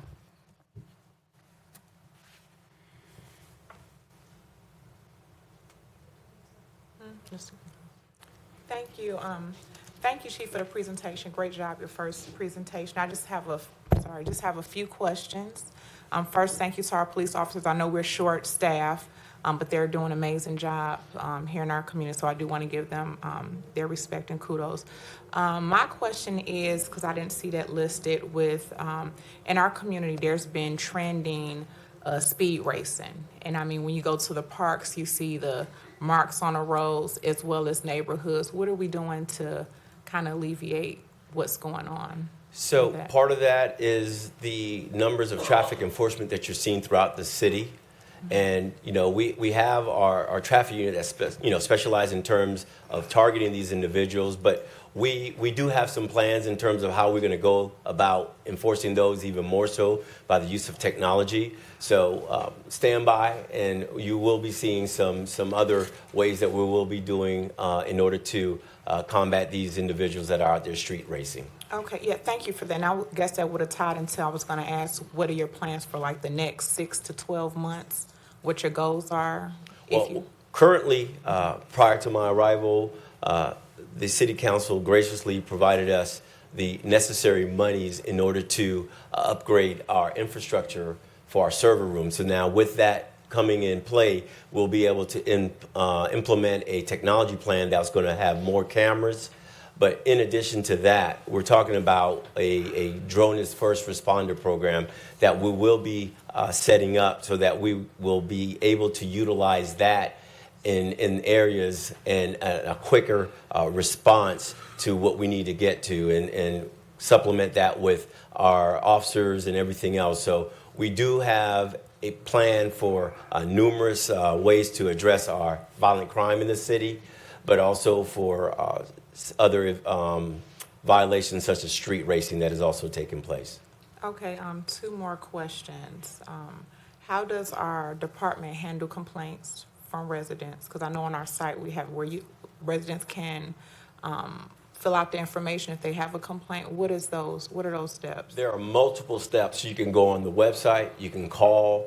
The simplest way, you can just call and say that you want to speak to internal affairs, but there's multiple ways within our website that you can go in there and fill a complaint out, and you can best believe that we will be following up on that.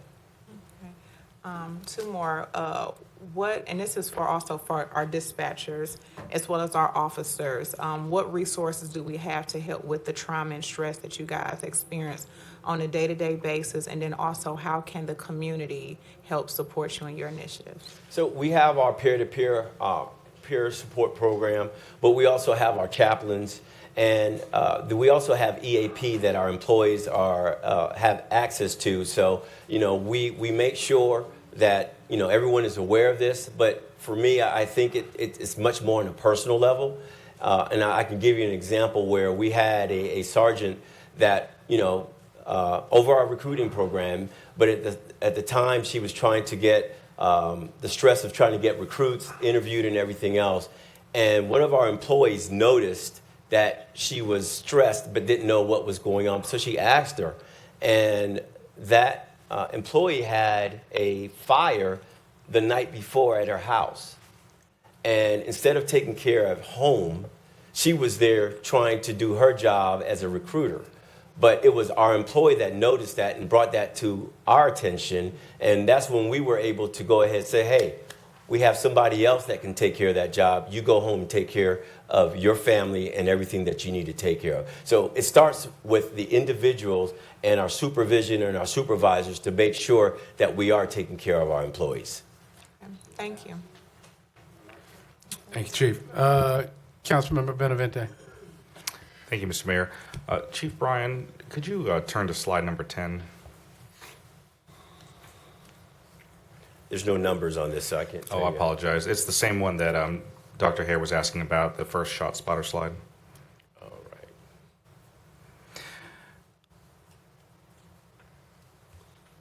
Yes, sir. Yes, sir. Of the 250 shot spotter alerts, what percentage did not result in finding any evidence, casings, damage to property, victims or perpetrators, when it was just an alert of a loud noise and no corroborating evidence of gunfire? What percentage of that 250 is represented? Are we looking at the slide in terms of the numbers that you're looking for? Well, I'm asking, of the 250 shot spotter alerts, how many did not have any corresponding evidence to ensure that, in fact, gunfire had been perpetrated? So what I would say, if you look to the crimes reported from Shot Spotter Alerts, that will give you the 250 alerts in terms of what we're able to recover. So you had 193. So 193 was uncategorized. So out of the 250, 193 had no evidence that any actual gunfire had occurred other than the alert? I wouldn't say that it has no evidence. What I would say is that we have not recovered that information at this time, because we do have analysts that are scrubbing that data and also scrubbing the information. So as we continue, then we'll be able to move those found it or blank into those different categories. And as I stated earlier, this is not something that's instantaneously. It's something that we continuously work every day. That we have our analysts scrubbing the data, scrubbing the information until we're able to piece it together and then go from there. So how often is it that when you say scrubbing and piecing together the data, you're saying that you found a shell casing or you found something, correct? That's correct. I'm asking if there was no shell casing found, if there was no actual physical evidence there other than just the noise alert, what percentage of that 250 came with no corroborating evidence?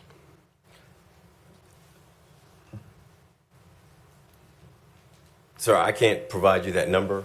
Okay. We'll get somebody to give you that number here in a minute. Mr. Manager, when we had this ShotSpotter data from the past 18 months shared with Duke University, do you recall the percentage that was given? Oh, I know what you're saying. You're talking about the 10%? Is that the number that you're explaining? Well, I think it was instead 24%. 24%? So, and that's one of the things that there's a lot of data, and of course that report is not complete, but there is data that supports in terms of, even though those percentages are low, and again, we're only talking about 3% in the entire city. Now, I don't know about you, but no matter what now, numbers that we do reflect, if there's 2 victims that are recovered or guns, 8 guns or 9 arrests that are made from that, it doesn't matter to me whether it's 24, 10, or 3%. We just need to be able to utilize this as a tool to make sure that we can glean any particular arrests from this. Chief Bryan, how many of those arrests had nothing to do with gun violence or had nothing to do with somebody having a gun illegally? Of those 8 arrests? Of which arrests are you talking about? Because every arrest that we have here. You said there was 8 arrests. Total of 9 on this. Oh, excuse me, 9 arrests. What percentage of them, or how many of them, there's only 9, had nothing to do with guns? Well, obviously they all had to do with guns because we have them with the with the sound thinking. All right, sir. And then, City Manager Hewitt, they did complete the Duke University study, correct? Yes, sir, and it will be presented to council at your next work session. And in that report, sir, there were people that had maybe warrants that were outstanding, that maybe Correct. had paraphernalia. So no actual guns, no actual weapons, no actual to show that they had fired a weapon, but they were in the wrong place at the wrong time. And so when people's Fourth Amendment rights are abridged, that to me is a kind of harm that we're not accounting for when you're saying, oh, but we found this and we found that. I know that you said that 2 people were recovered, but was there an accompanying 911 call with those 2 victims that were recovered? According to this data, we have 16% says yes. Right. So I think that of those victims recovered, there was a corresponding 911 call that also directed them. So that's why we say that at best ShotSpotter can be redundant. And then another piece of data it doesn't show here is that we've also lost someone's life as a result of ShotSpotter. And that number is not accounted for. When you say in terms of... We're talking about Lawrence Artis. In terms of ShotSpotter? The ShotSpotter alert took police into an encounter with Mr. Lawrence Artis, who then lost his life after that encounter. Okay. And so that number is not accounted for. So I understand that, your position is to try and give the pros, but we've got to give equal weight to the cons, or else we lose sort of trust with the community that we're being honest about this. That's why we got the Duke University evaluators to not just sell us what the salesmen say, that it's a 97%, 99% efficacy. In fact, it's only 24% at the time, which is a lot less than what we're promised, and is a lot more than what we're paying for. I just want to move on because I can see my colleagues are getting upset. Could we look at the juvenile crime statistics? It's slide number 10.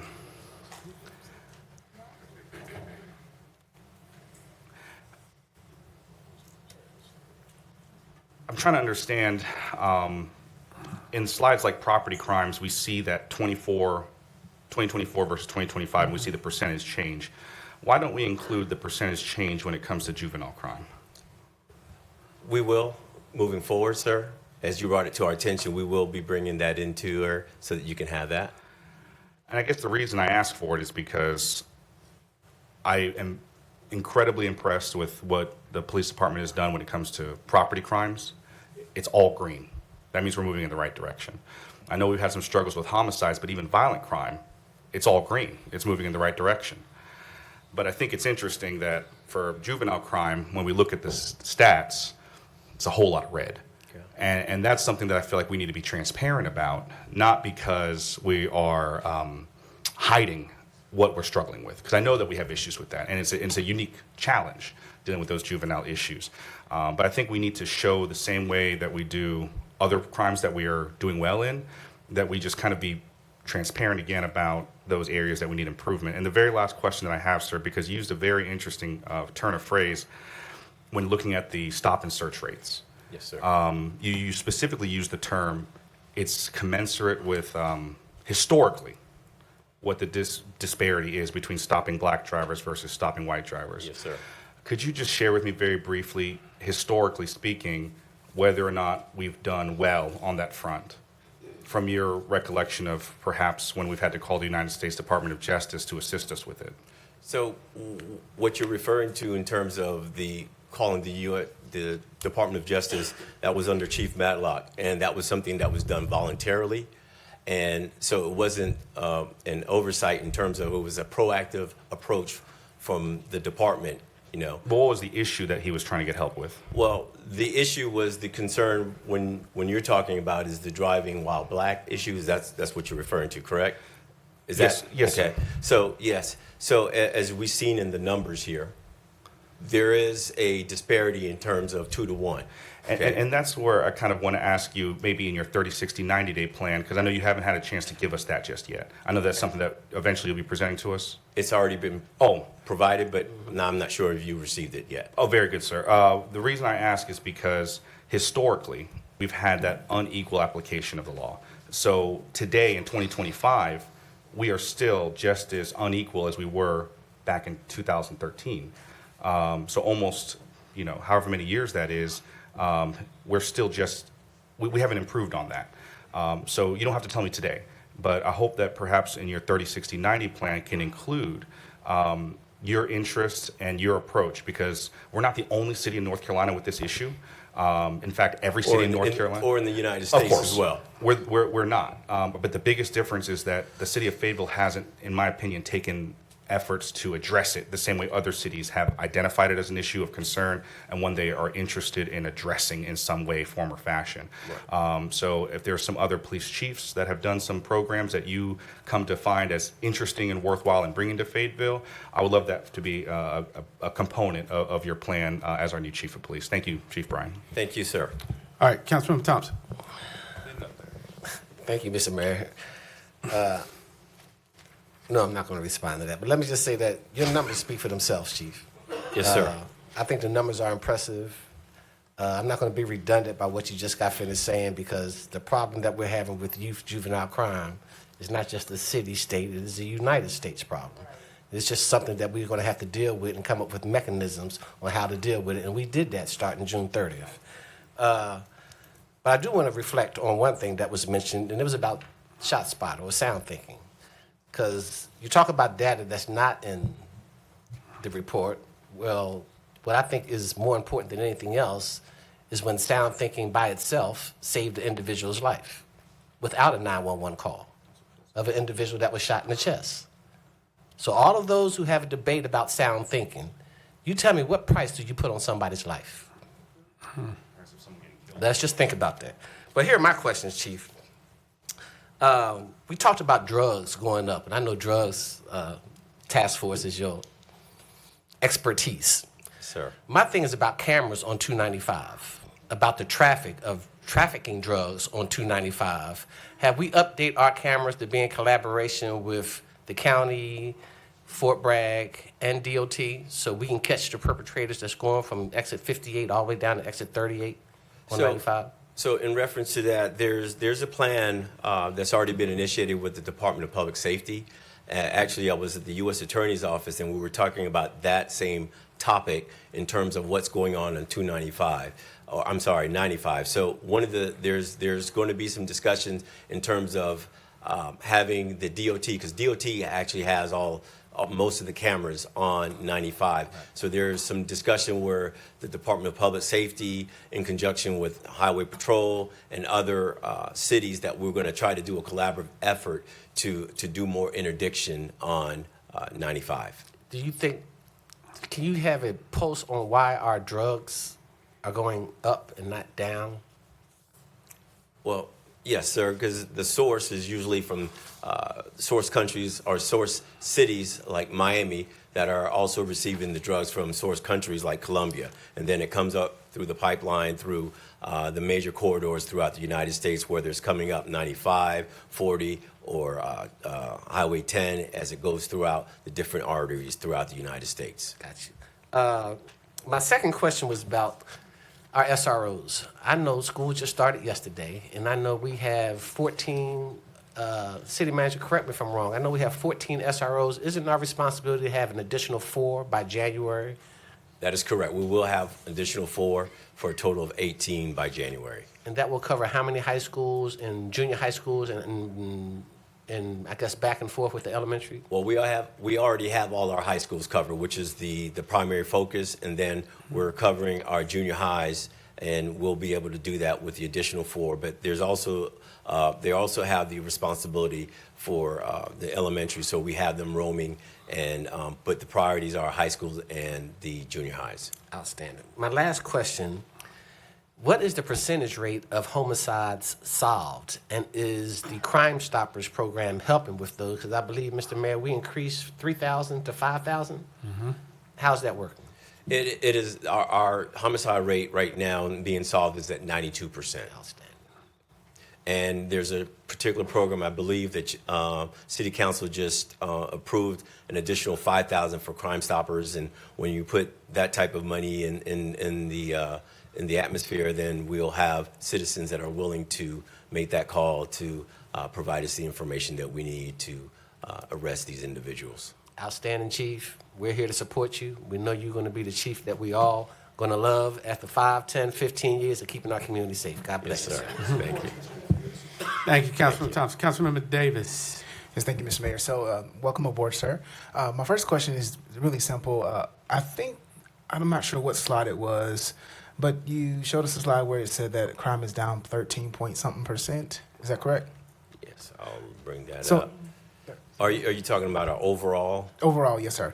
So my question, I guess, is what are we doing that is helping that overall? I have the mic, sir. What are we doing that currently that's causing that crime to continue to go down?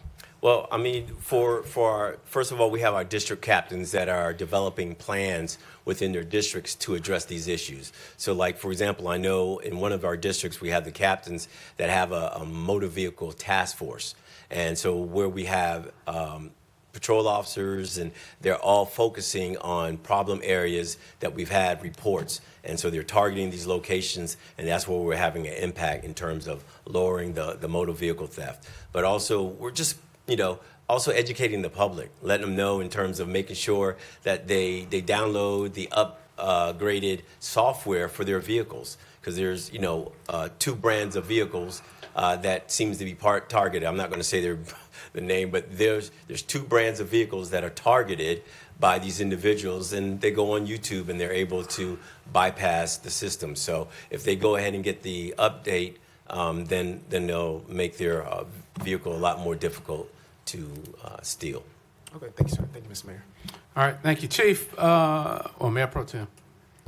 Thank you, Mr. Mayor. Thank you, Chief, for all your hard work, and welcome aboard.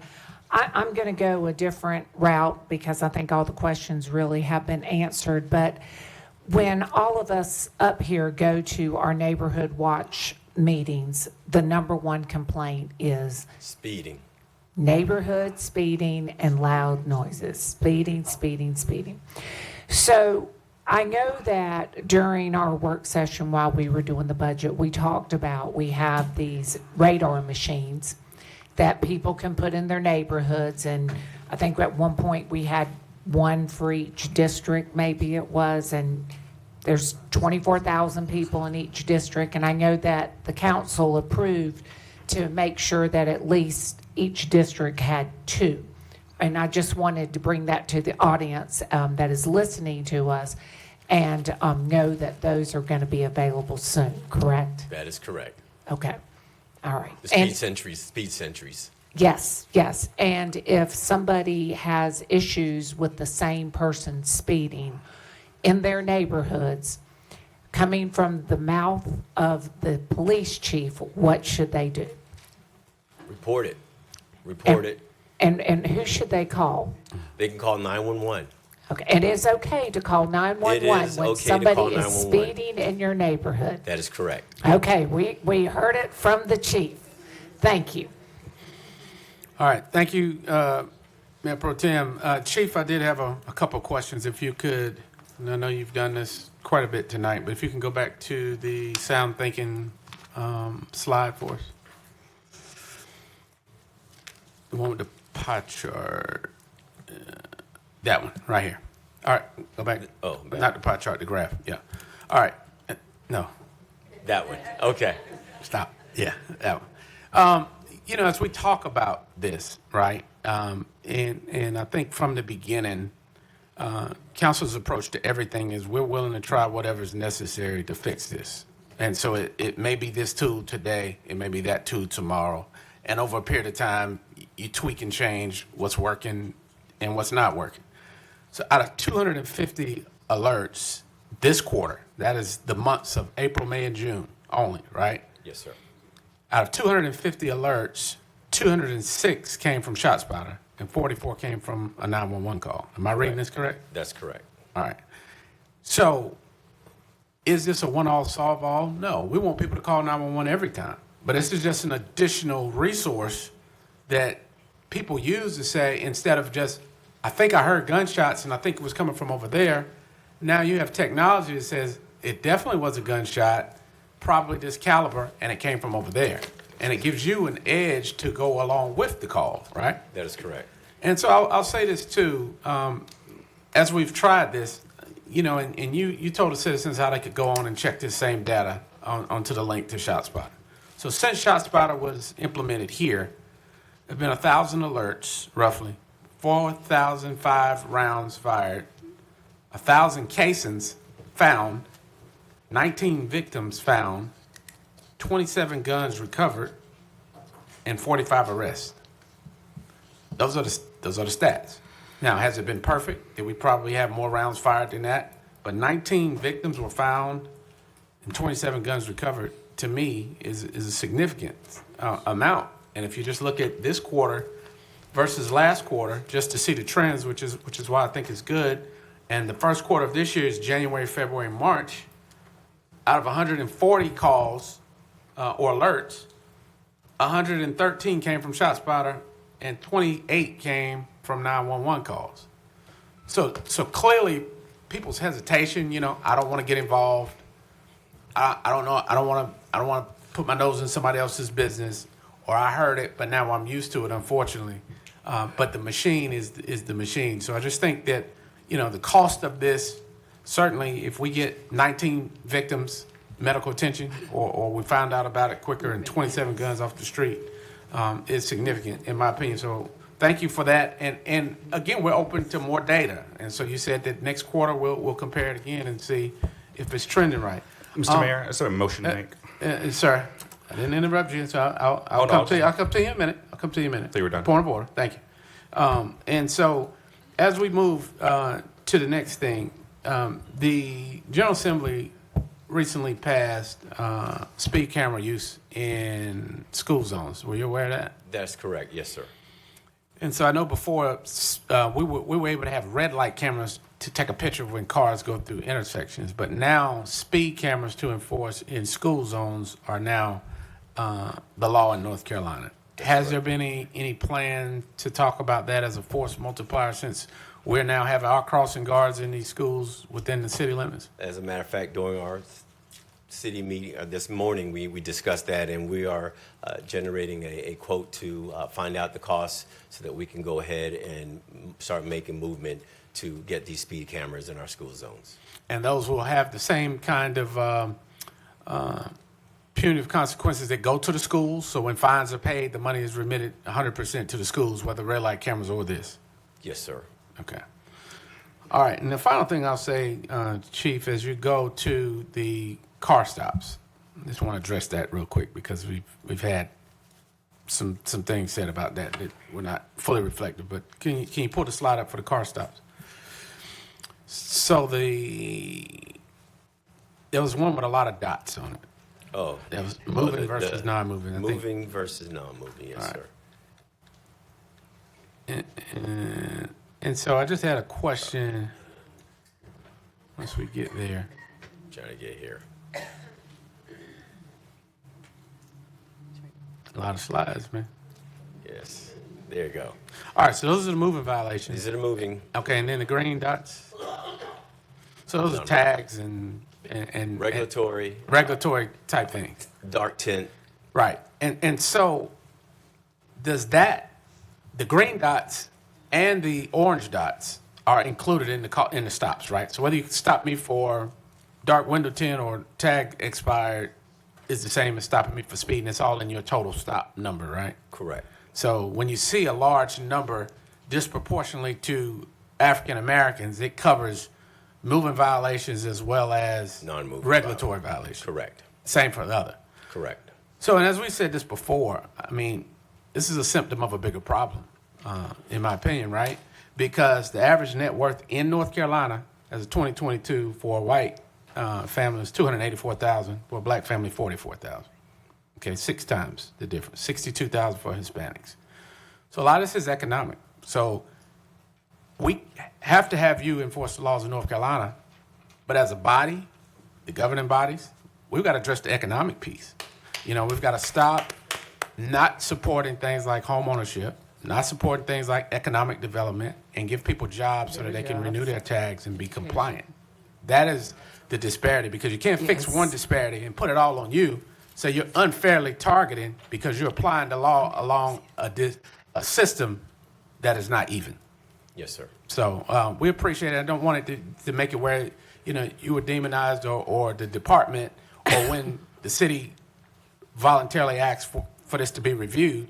It's so that we can recognize the problem, but we've got to recognize the real cause of the problem, which is the economics. So thank you for that, Chief, and be encouraged on that, and thank you for your first report. But I'll go to Councilmember McNair and Benavente and for his second round. With that being said, Mr. Mayor, I'd like to receive the Fayetteville Police Department 2025 second quarter report.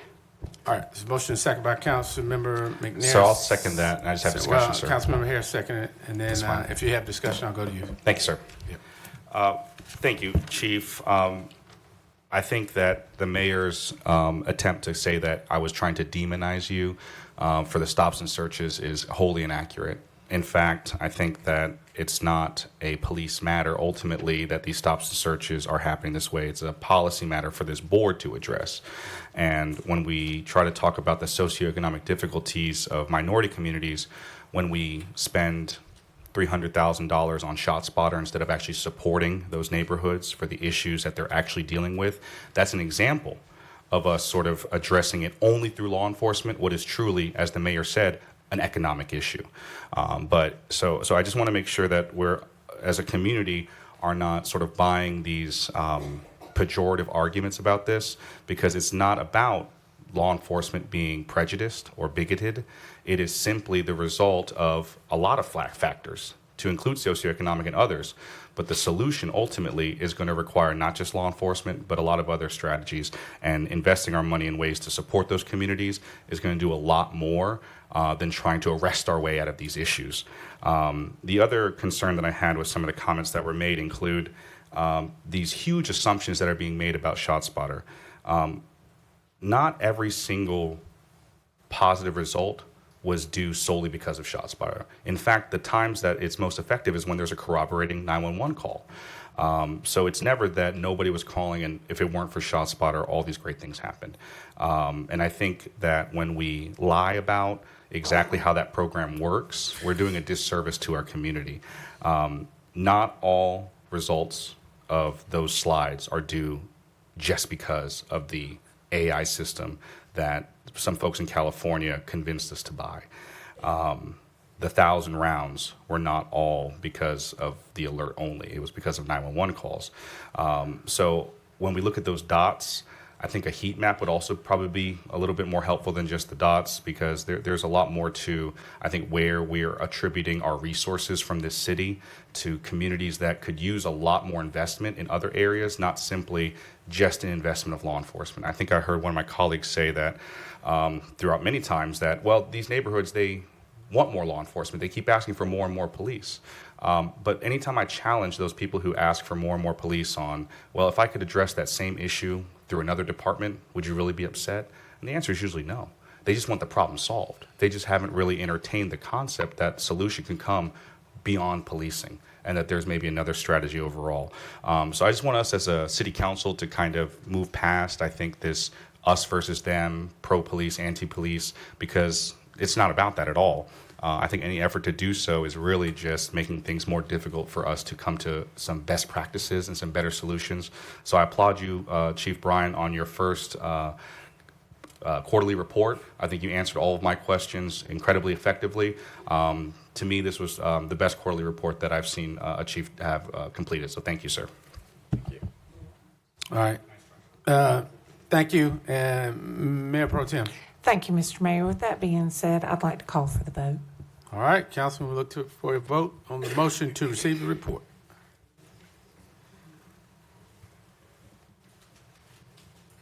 Who are we missing?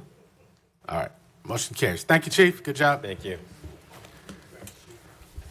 All right, Council, moving to the next item, 8.02, Fayetteville Fire Department Quarterly Report. Mr. Mayor, this will be Chief Dove. I was remiss in making my remarks. We had a special treat for you tonight, but as usual, I forgot it. And while I did, our surprise had to make an emergency call. But we will have that special treat for you at your work session next week. But the chief will mention who our newest firefighter is, and we'll give you a tease for next week's work session. With that, Chief Dove is ready to proceed. He may need some help, though. All right, Chief, it's on you, sir. You get a new guy in here, and I get pushed to the back. And now they've hid my PowerPoint. Jennifer will fix it. Ah, there it is. Everybody used to love the fire department. Still got love, Chief. Still got love. like the fire department.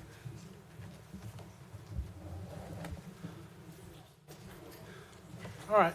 Good evening, Mr. Mayor, members of council. I'm Kevin Dove, Fire Chief, here tonight presenting the Fire Department 2025 second quarter review.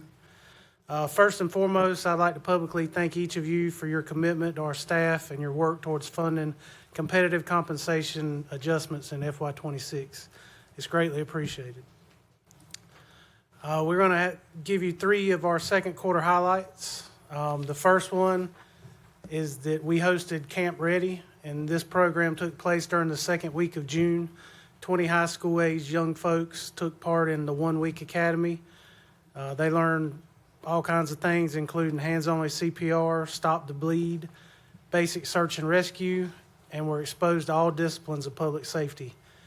These young people graduated from this program with a North Carolina Community Emergency Response Team, or CERT as we know it, certification. We look forward to continuing this program annually with hopes that this becomes a public safety hiring pipeline. Second, we welcomed our first ICON intern to the FFD. Jordan Hawkins is the young man you see in the middle here. He's an amazing young man with a desire to pursue mechanical engineering in college. Jordan worked with our planning and research division to help develop data strategy during the implementation of our standalone records management system. Third is what the manager was speaking of, our buddy Griffith. Some of you saw him outside. Unfortunately, he's doing exactly what we hired him for, and he's going to help a firefighter in need with some mental health issues. As you know, mental health is rapidly becoming one of our top causes of death and suicide in first responders. Actually, 20% of all firefighters in America classified as having some sort of PTSD. So we look forward to working with Griffith. He's assigned to Station 5 on A shift, and you'll see a picture of him and his handler, firefighter Haley Kahn. We've got 2 more dogs in the pipeline. We're hoping to have one on each shift. Our folks love him, and it's a good thing.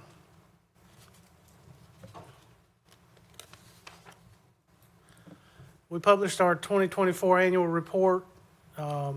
We put a copy in each of you's box, and there's a copy online for everybody to review. The fire department responded to 7,335 calls for service in the second quarter. That's 5 calls more than 2024. Of those 7,335, 4,740 of those were medical responses, including vehicle accidents. So that continues to be the lion's share of what we do. 231 were fires, 656 were false alarms, 731 were good intent calls, and 693 were service calls. The second quarter response time averages slowed slightly, but are still well within our desired 8-minute response goal. Of the 231 fires, 67 were structure fires, 20 of which started in the kitchen, which is down by 8 from last year. So we are happy to think that our community risk reduction efforts are working. 6 of the 67 fires were intentionally set. There were 28 vehicle fires, and there was 1 lithium-ion battery response. There were 6 civilian injuries and 4 firefighter injuries. The top 3 fire losses were a commercial occupancy on Yadkin Road, as you can see on the picture, followed by 2 residential structures. On the medical side, there were 555 vehicle accidents with injury, 80 overdose responses, which is a continued decrease from years past, and 87 cardiac arrest responses. Our hazardous materials team stayed busy responding to 25 natural gas incidents, 5 carbon monoxide incidents, and 11 hydrocarbon leaks or spills. Our regional response team responded out of the county 4 times to assist other agencies. At the end of the second quarter, we had an official head count of 354 when fully staffed. We had 3 vacancies. We have since added 4 additional fire inspectors for a total head count of 358, and as of today, we're fully staffed. And that doesn't include the allotted overhires. But with some retirements upcoming, we'll be hiring again this fall.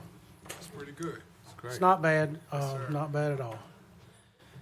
There were 8 resignations in the second quarter, 7 uniformed and 1 civilian. All 7 of the uniformed resignations left the fire service entirely, not to go to somewhere else to make more money. So that's the silver lining for us, and that's shows your commitment.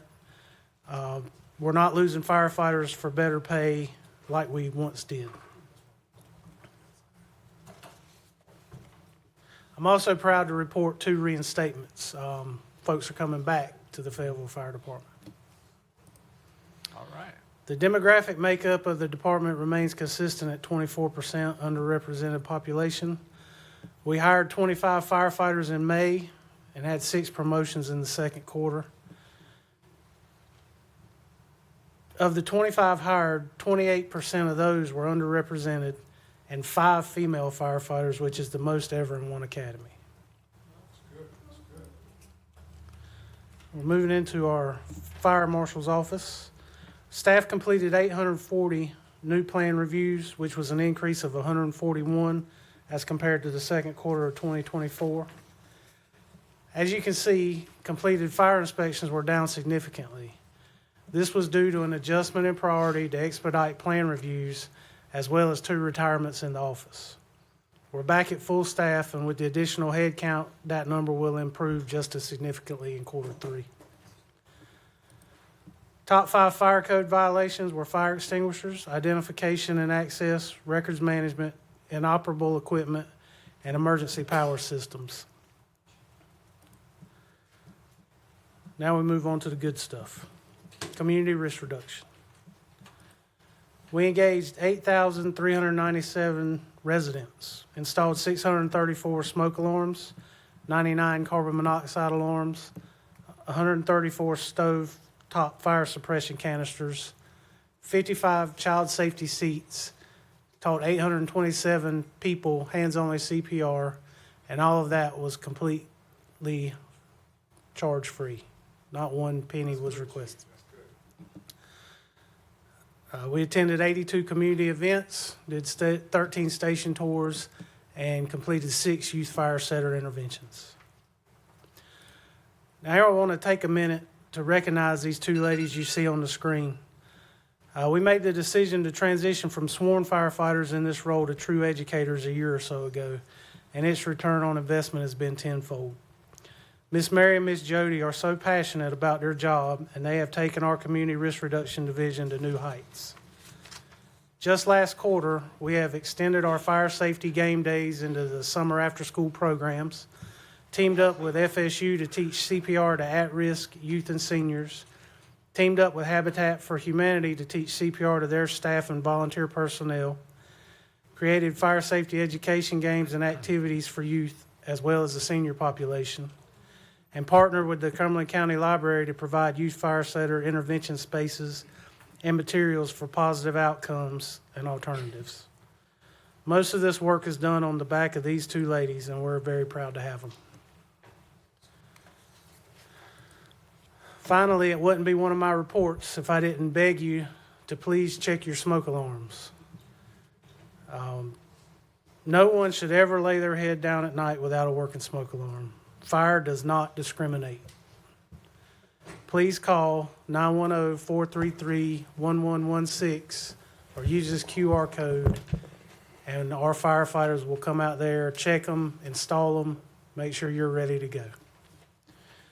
And for that, that's all I have tonight. I'm happy to take some questions. Gotcha, Chief. Chief, let's slide back up, please. All right, Councilmember Thompson. Thank you, Mr. Mayor.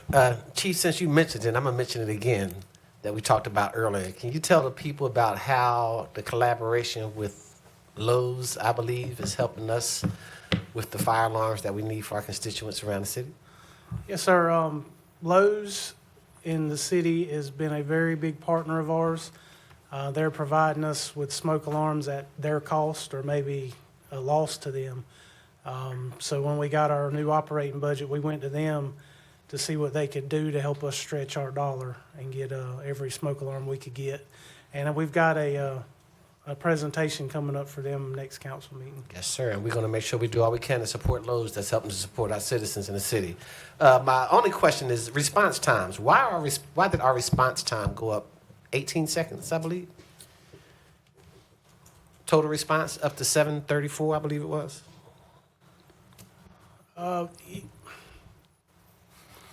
This is a fluid number. A lot of things you can't control, like travel time. If you look at the travel time, there was a 6-second difference. It just depends on where the incident's at, right? So some of those things you can't control. The biggest thing the thing I look at is our turnout time. That's what we can control. Gotcha. That's how fast our folks get up, get to the truck, and get out the door. And so as long as that number stays low, I'm okay with that, but that's what we watch for. And lastly, tell our citizens about the 2 new trucks that you just ordered to be here in the next 2 years or 2.5 years, and how you got that expedited. Well, I didn't get it expedited. If I had got it expedited, I thought it took like 4 years almost. Well, one vendor required 4 years. In the capital improvement plan, you guys authorized 2 pumpers and 1 heavy rescue, which will be here no later than 28 months to serve the city. And we look forward to that. And we, again, thank you for your commitment to our folks. Thank you, Chief. Appreciate all that you and our firefighters and first responders do. Thank you, Mr. Mayor. Thank you. Councilman Benavente. Chief Dove, what are some ways that the community can be supportive? Are there any opportunities coming up for the fire department that folks can participate in and show their support? Perhaps on the golf course? We have our Firefighters Benevolent Fund has a charity golf tournament coming up in conjunction with the Professional Firefighters Association. That's the last Friday in September. I think it's the September 26th. Yep, come on out. It'll be a good time.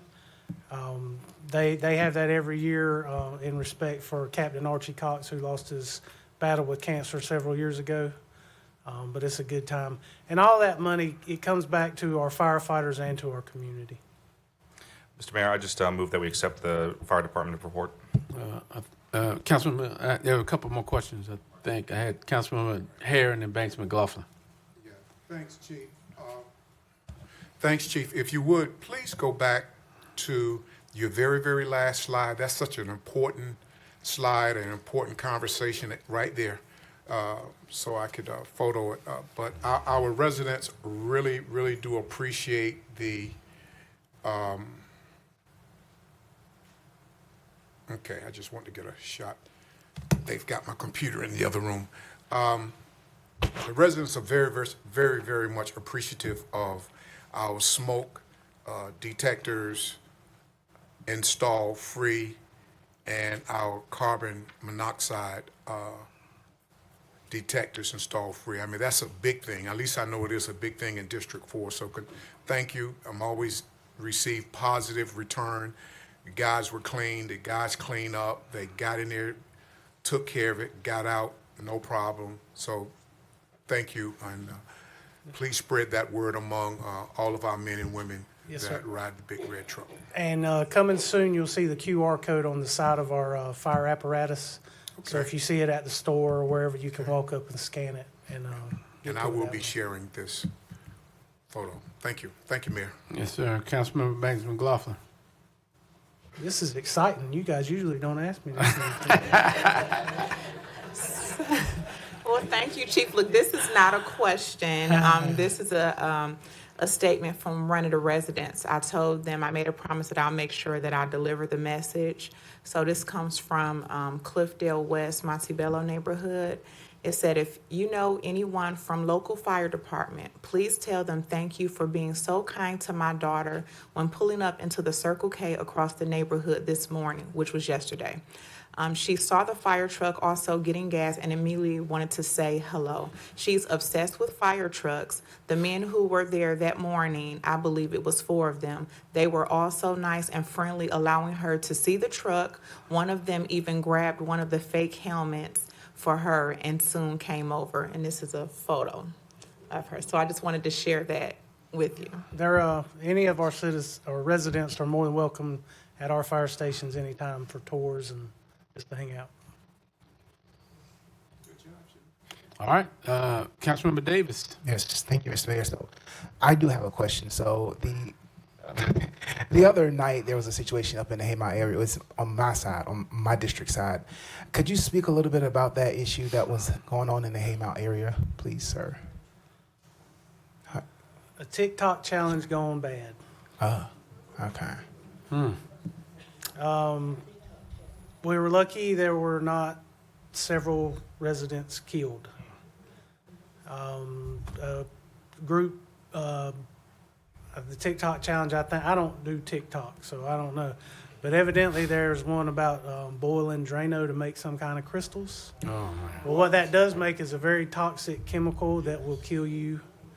And it was in an apartment complex. Oh, wow. So thankfully, the smoke alarm, maybe that we installed, went off and alerted neighbors, and it was resolved without any loss of life. Thank you, sir. All right, Council. Seeing no further questions, Councilman Benavente. I just move that we accept the report, Mr. Mayor. All right, so motion by Councilman Benavente to accept the report, seconded by Councilmember Banks McLaughlin. Discussion. All right, Council, I look to you for your votes. Thank you, Chief.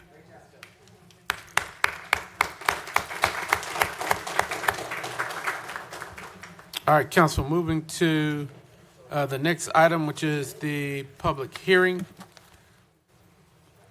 At this time, we're preparing to hold public hearings where the City Council formally seeks your input.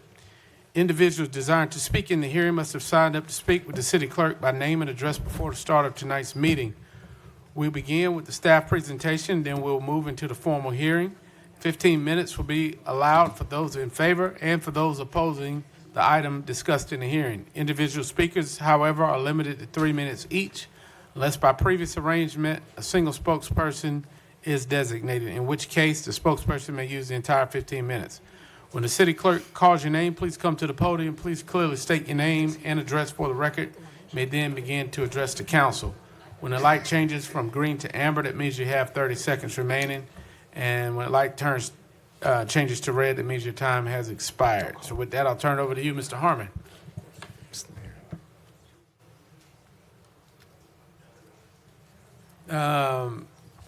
Just a brief check. All items still on, or there was one for council to consider? This is the one that the applicant has requested be tabled. Okay. This is the one that the applicant has requested to be tabled. Okay. All right. So I guess before you go into your presentation, do you have anything to elaborate on the clerk's request that came into the clerk today about the tabling? Is it one of the parties missing? Is it what was the letter or email or the request, Mr. Harmon? The property owner, I did have a phone call conversation with and said that there was a medical emergency with the person who was supposed to represent them tonight, and that person cannot be here, so that's why their request. All right, Councilor, I'll leave it to you to make a motion. Councilmember Davis? Yes, thank you, Mr. Mayor. I do want to thank the residents that came out tonight to speak, and also that were at the meeting that was outside in the community. So tonight there will be no decision made. So at this time, I would like to make a motion, Mr. Mayor. I would like to table this item 9.01 to October 27th at the next city council meeting for this hearing. All right, so motion by Councilmember Davis to table until the date mentioned. Is that a second? Councilmember Hondros, all right. Discussion Let's have on a the brief motion? discussion, Mr. Mayor. All right, Councilmember Benavente. Mr. Harmon, can you share with me, or if you're looking at our document here, it says the zoning commission and professional planning staff recommended approval of the map amendment, but is that accurate? That was a typo on Okay. that.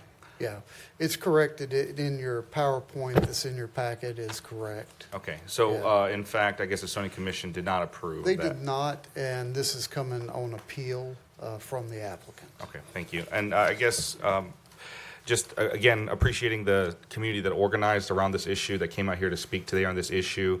My concern is certainly with making it difficult for the community to come back again when they were expecting to be heard on this particular evening. So, my interest is in us moving forward. As an attorney, if you are a prosecuting witness and you don't show up for your case gets dropped.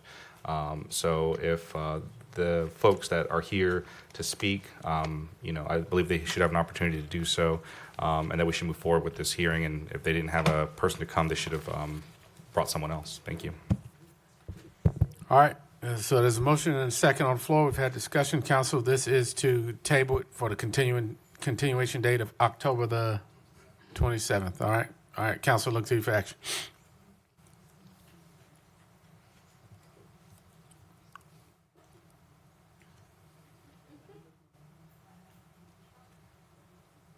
All right, motion carries 8-1, 9-1, with the absence of Councilmember McNair.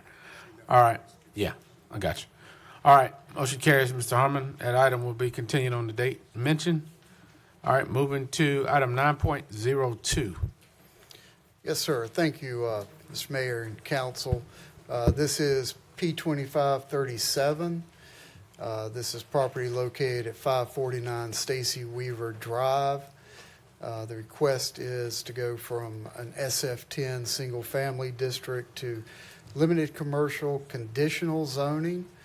It's a little over 2 acres. This is in Mayor Pro Tem's district. You'll recall here a couple of months ago, a similar rezoning on this property came before you that was a straight rezoning. The applicant was allowed to withdraw that one before y'all that night and was allowed to go back to reapply for a conditional zoning, which they did. They went back through the zoning commission. Originally, the zoning commission had recommended denial. This time they recommended approval. And we'll kind of go through this, what they're proposing this time. So property is located at the intersection of Stacy Weaver Drive and MacArthur Road. Currently, as stated, it is SF Single Family 10. On our land use plan, there's a section of it that's medium density residential. That's the part to the north here. Most of the property is in neighborhood mixed use. Currently, there is a house on the property, but it's, I believe, been used as an office for many years. A few of the photos surrounding the property. On the other, two of the other inner corners of this intersection, in the bottom left, you have the Circle K. Top right, you have the library. Directly across the street from this is a vacant parcel currently. And as you know, this is the proposed use of this property is a 7-Eleven gas and convenience store. This shows what they're looking to do on the property. And after that last meeting, again, they came back with a conditional zoning. They're putting forth 5 different conditions that the applicant and owner have agreed to so far on this property, one being a 4-foot chain link fence around the dry detention pond or dry water pond. The stormwater retention pond would be designed to be a dry pond, that an 8-foot wooden privacy fence be located along the rear side and property lines that abut residential zoning, that a 20-foot undisturbed buffer with additional green trees planted every 15 feet where possible would be included along the rear property line. At a minimum, a double row of evergreen planting spaced at 15 feet will be provided within the buffer area. And lastly, that all site lighting shall be shielded to prevent glare and light spillover into the abutting residential properties along the rear of the property. So there's analysis on this one. It is consistent with the future land use and comprehensive plan. It is compatible with surrounding zoning characteristics. It does add some flexibility for neighborhood serving uses, promote strategic infill without too many adverse impacts, enhances corridor viability and supports local economy. Below you have your traffic counts currently for Stacy Weaver and MacArthur, the last updated in 2022. And again, the Zoning Commission and Planning staff recommend approval of the map amendment to the limited commercial conditional zoning. And we found that it does follow the land use plan and the UDO, the permitted uses and development standards for the LC district are appropriate for that area, and that we didn't anticipate any negative impacts to health, safety, or general welfare. Mr. Mayor, that concludes staff's presentation at this time. If you'd like to hold any questions of staff till after your public hearing is concluded, we'd appreciate that. All right, thank you, Mr. Harmon. All right, with that, we will open the public hearing. Madam Clerk. Mayor, we have 3 speakers in favor and 6 speakers in opposition. Our first speaker is Mr. Jonathan Charleston.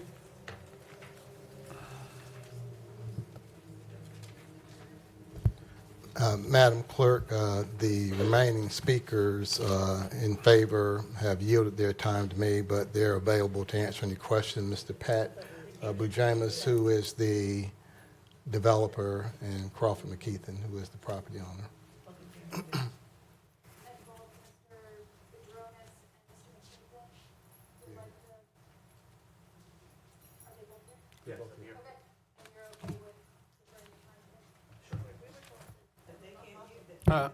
Point of order. Let me read the rules again, and we'll be able to get both sides. We'll make sure we're fair. Item 4 is 15 minutes will be allowed for those in favor and those opposed. Individual speakers are limited to 3 minutes each unless by previous arrangement a single spokesperson is designated, in which case the spokesperson may use the entire 15 minutes, but at no point does either side get more than 15 minutes, correct? All right. Point of inquiry, just for the record, when is previous arrangement? Is that unclear? Yeah, it just refers to, I guess, previous arrangement to it. With the clerk's office by a certain time or just any time? No, I don't know, but I read it every week, so I don't know. But let's move on. So if I'm just asking for the city attorney Yeah. to just clarify for us. Councilman Benavente, it's my understanding that that arrangement is between the speakers, not with the city. And I think what the people, if I may, Mayor Coven, are referencing is when we have public forum, you're not allowed to yield your time. Yep. Just so we're clear, it's a public forum policy per City Council Policy 120.9. This is a time that residents may have input and a voice in what goes on to their city. Public forum will last no longer than 30 minutes. Each speaker is limited to 3 minutes each to address the City Council. Issues related to the city, no time may be yielded to any speaker. So this is just general speaking about whatever topic. All right, okay. All right, so Madam Clerk, we'll go. Ms. Charleston, so the previous, did you verify the previous arrangement? Okay, all right, the floor is on yours. Good evening, Mayor Pro Tem, ladies and gentlemen of the City Council. My name is Jonathan Charleston. My address is 201 Hay Street, Suite 2000. I am here tonight on behalf of the applicant concerning the subject 2.01 acres located at 549 Stacy Weaver Road. Before I get started, I just want to take a moment to thank City Council for its efforts to hear all sides of this matter. I think you guys did a great job listening to all sides back in June, and I trust that you'll do the same this evening. As you know, we are back here tonight as a result of the action taken by Council to table action on the applicant's request in June to rezone the subject property from SF10 to limited commercial. Let me begin also by saying that, as we stated in June, that the applicant and the developer's goal is to be good neighbors with the neighborhood. After an exhaustive discussion of the proposed conditions that you've heard about by staff presentation, and after a meeting with some members of the community, this matter was moved to be tabled to a later date to allow it to be brought back as a conditional zoning. The reality, ladies and gentlemen, is that this application began 171 days ago on March 8th, 2025. 5 months, 18 days. The applicant withdrew his application for the rezoning from SF10 to limited commercial in accordance with and pursuant to the guidance that came out of the June 9th meeting of City Council. We're here tonight based on the actions taken by City Council on June 9th. Specifically, the proposed conditions presented to City Council on June 9th are now incorporated in the application to rezone from SF10 to limited commercial conditional zoning as anticipated by City Council on June 9th. City Council, at this time, I would like to reserve the balance of my time for rebuttal. All right, Madam Clerk, notate the time is 12:45 that was remaining. All right. Yes, sir. Mayor, our next speaker is Ms. Arlene Fields. Thank you. Sorry, I didn't mean to bump your face. Good evening, Ms. Fields. Good evening, sir. And good evening, the rest of the council members. Hello again.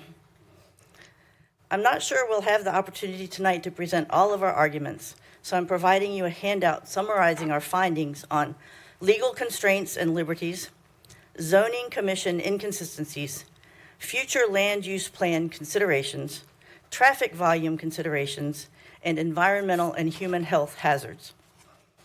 Both the Zoning Commission and the Planning and Zoning City staff recommend approving this zoning request, so I understand that it will, unfortunately, take more than the will of the people and the moral high ground for you to vote to deny it. So here are some reasons why you should. Section 160D-701, Article 7 of the North Carolina General Statutes, the state laws which govern local zoning regulations, stipulates, in summary, that zoning regulations shall be designed to promote the public health, safety, and general welfare. The regulations shall be made with reasonable consideration as to the character of the district and its peculiar suitability for particular uses, with a view to conserving the value of buildings and encouraging the most appropriate use of the land. The Zoning Commission is comprised of citizen volunteers. The Planning and Zoning City staff are professionals. Both, however, report to you. Coates Cannon's North Carolina Local Government Law, a well-respected website that summarizes sections of the North Carolina General Statutes regarding the procedures of local government, makes three important observations. 1, the land use plan is not binding. 2, recommendations from city staff are not binding. 3, local elected officials may take in public opinion, technical analysis, and political judgment about what is in the best interest of the community. So the bottom line is this: you have the responsibility to take the Zoning Commission and Planning and Zoning Department recommendations seriously, but you have the right and the obligation to serve the best interest of your constituents. This is not a fight over a gas station. Everyone knows that a gas station is not needed at that intersection. This is about holding our elected leaders accountable. I believe that we'll either win this fight on principle or lose it on cronyism. The latter claim may or may not be true, but that's what people already believe, and that's how they will talk about it. I urge you to consider the consequences of your actions carefully. Thank you for this opportunity to speak.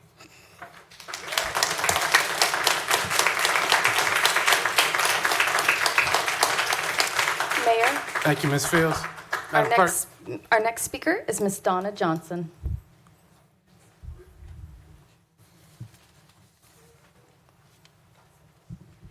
Good evening, Ms. Johnson. Good evening. It's hard to follow that.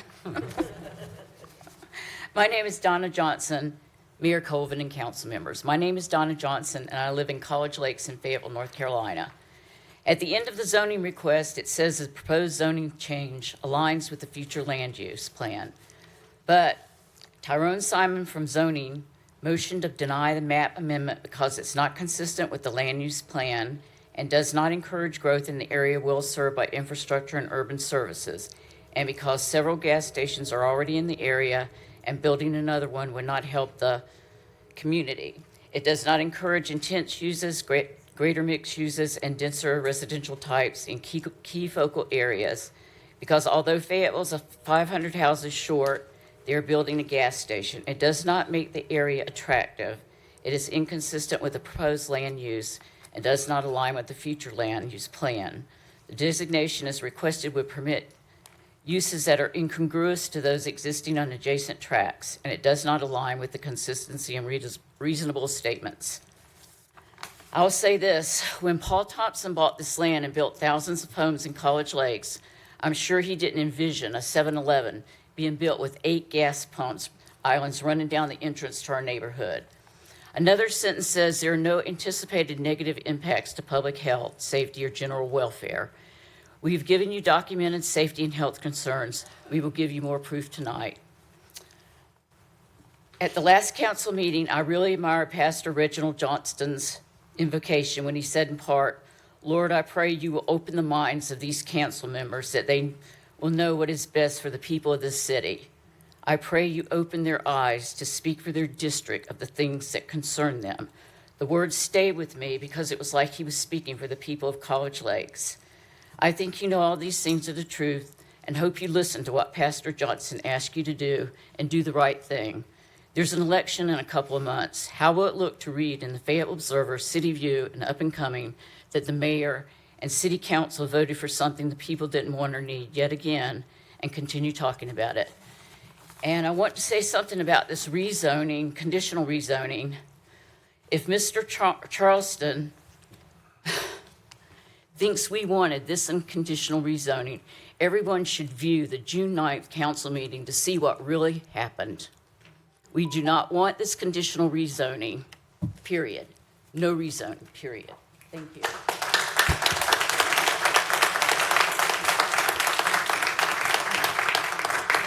Thank you, Ms. Johnson. Madam Clerk. Mayor, our next speaker is Mr. Carter Broadhurst.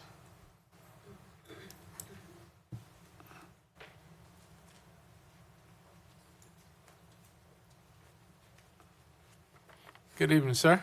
Good evening, Mr. Mayor, Council. My name is Walker Broadhurst. My purpose tonight is to ask you to apply your good common sense to this issue and vote no on the proposed rezoning. I have lived in College Lakes for nearly 40 years. After leaving the Army, I worked at the Fayetteville Police Department for 11 years. Over the years, I've worked with my neighbors to help develop our Community Watch program, and I have addressed council before about further commercial development at this intersection. There are two major problems that I will address. The first one is traffic volume and congestion. I'm told that the developer of this project used traffic volume data from 2022. This data shows that the average number of vehicles daily on Stacy Weaver is up to 12,500 vehicles, and on MacArthur Road, an average of 15,000 vehicles. Even at the traffic count used by the developer, and considering the current commercial development at this intersection, congestion at the intersection of Stacy Weaver and MacArthur Road at peak times is problematic at best. Remember, these are basically two-lane residential streets. But wait, it gets worse. More recent data from November of 2023 shows that the daily vehicle count on MacArthur Road will rise to approximately 35,000 vehicles. Again, two-lane roads. This project increase only during peak times make driving more congested. Additionally, this increased traffic count on MacArthur Road doesn't even take into account the planned softball complex up near I-295. In the developer's current plan, the only roadway improvements will be the addition of turning lanes so you can get into this business. The other problem is, what is the need? Sunday afternoon, I rode around. There are 10 gas stations within 2 miles. That's 184 gas pumps. Another 45 pumps at this location is definitely not needed. And none of those 10 stations faces the front door of a resident's home.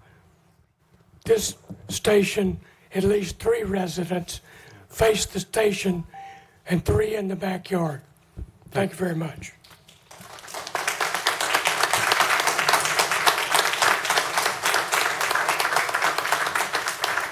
Thank you, Mr. Broadus. Madam Clerk. Mayor, our next speaker is Mr. Isaac Fields.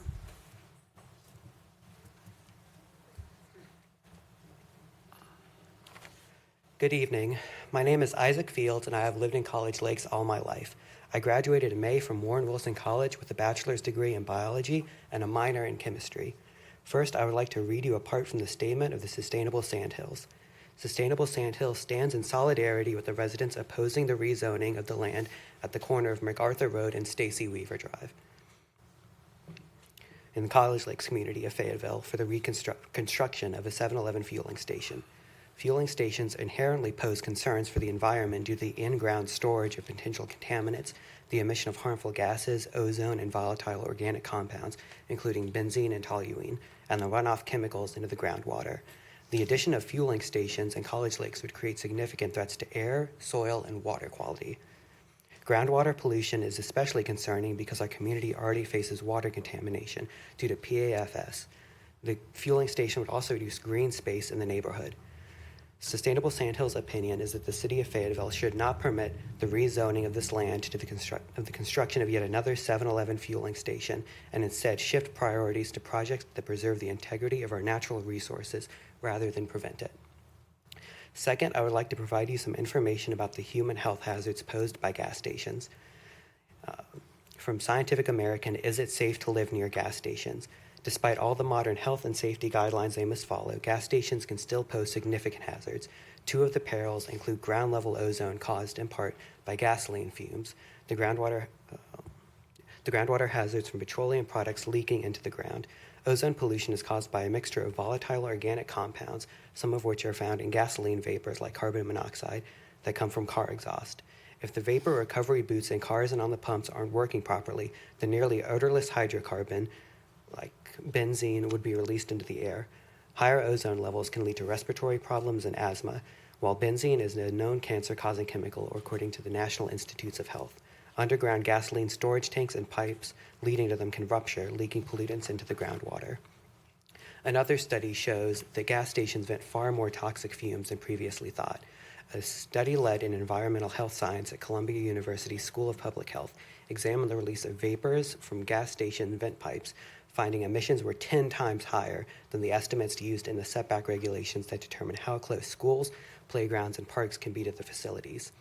Third, it's the responsibility of my generation to clean up what this gas station will put into the College Lakes environment. Rather than looking for new ways to improve the lives of everybody throughout the area, we'll be dealing with preventable pollution that should have never been a problem to begin with. The environment and the people agree that we don't need another gas station. Thank you for this opportunity to speak.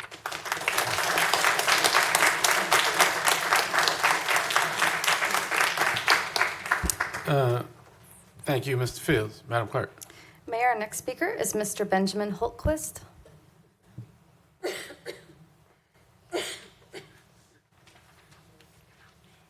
Good evening, sir. Hello, good evening. My name is Ben Holtquist, and I oppose this rezoning. I have nothing against 7-Eleven as a store. How can you be against a store that taught Marty McFly how to shoot? However, the 7-Elevens and Back to the Future were not gas stations. They were standalone convenience stores. The gas pumps and the inefficient land use is what I oppose. In 2025, it is 2025, and you all seem like intelligent people, so I'll spare you the arguments for why climate change is real and why it's a problem. In 2018, the IPCC stated we needed to be at peak fossil fuels and cut emissions in half by 2030 to avoid 1.5 degrees warming. Other than 2020, when the entire world economy collapsed, we have continued to increase fossil fuel use. You can point fingers at the federal politicians that approve more drilling and more pipelines, and you would be justified in doing so. But you are not blameless. While the federal policies increase the supply of fossil fuels, cities like Fayetteville continue to increase the demand. Cities continue to approve car-dependent and fossil fuel infrastructure and businesses like 7-Eleven that make driving the only viable option. If we should have been at peak fossil fuels 7 years ago, let's hope we're at peak fossil fuels right now. If that's the case, we're building more gas stations that will continually see dropping revenue until they are no longer profitable and can't maintain their equipment that prevents their hazardous product from contaminating our environment. Plus, once there is a gas station there, nothing else will be there. The cost to decontaminate the soil, to repurpose it for another use, is cost prohibitive. So in 25 years, when we're supposed to be at net zero emissions, this gas station will be a vacant eyesore and a health risk. That is the best case scenario. The worst, it will still be a functioning gas station, which means we have failed our children, our grandchildren, and on and on. A gas station is also bad land use. In the space that a gas station requires, you can make this area a sidewalk-oriented strip mall that could host several small businesses like cafes, restaurants, bakeries, etc., that Stacy Weaver residents can walk to. This would also raise significantly more revenue for the city and keep taxes low and improve services. I agree that this area needs to be rezoned to encourage more investment in this area, but we expand our car and fossil fuel dependency at our own peril. Thank you.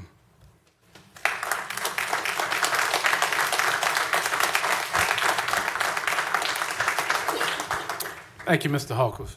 Madam Clerk. Mayor, you've reached 15 minutes for the opposition. Okay.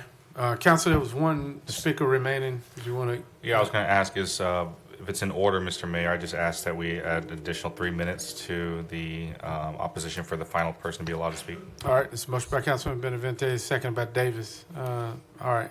Discussion. Council, I'll look to you before you vote. And just to be clear, are we doing that? Well, they've got one consolidated speaker, so no need on the other side. All right. All right. Madam Clerk, that's unanimous. All right. Madam Clerk, last speaker. Yes, sir. Our last speaker is Mr. Jamie Davis.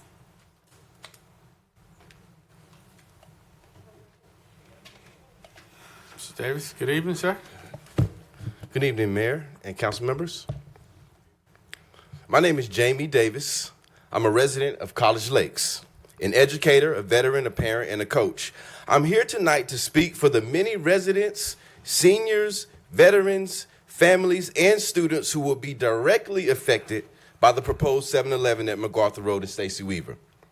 Years ago, we lost the lake that gave College Lakes its name and character. It was more than just water. It was a place of peace, beauty, and connection. Losing it was a blow to our identity. The gas station proposal feels like more of the same, chipping away at the spirit of the neighborhood. The lake dried out due to the infrastructure sustained during Hurricane Florence. We should redesign the dam and pursue funding for restoration. The development of the 7-Eleven would bring more traffic, more pollution, and more risk to an area already in need of safer roads and better infrastructure. It will impact our seniors who need quiet, our veterans who deserve comfort, and our students, both young and adult learners, who need a safe and stable community to grow in. Money isn't evil, but when the pursuit of it ignores people, it leads to loss. Loss of peace, loss of safety, and sometimes loss of life. We must center our decisions on those who live here, not just those who profit here. Our first priority should be public safety, safer roads, fully staffed emergency services, and investments that uplift, not undermine, our neighborhoods. That means focusing on the long term, building our parks, strengthening our recreation centers, and fully staffing them so our youth have positive places to go. That's how we reduce crime and build a stronger Fayetteville. The gas station is not progress, it's a setback. The cons outweigh the pros. We need development that builds us up, not development that wears us down. Please stand with the people of College Lakes and help us build a Fayetteville that honors every resident. Thank you. Thank you, Mr. Davis.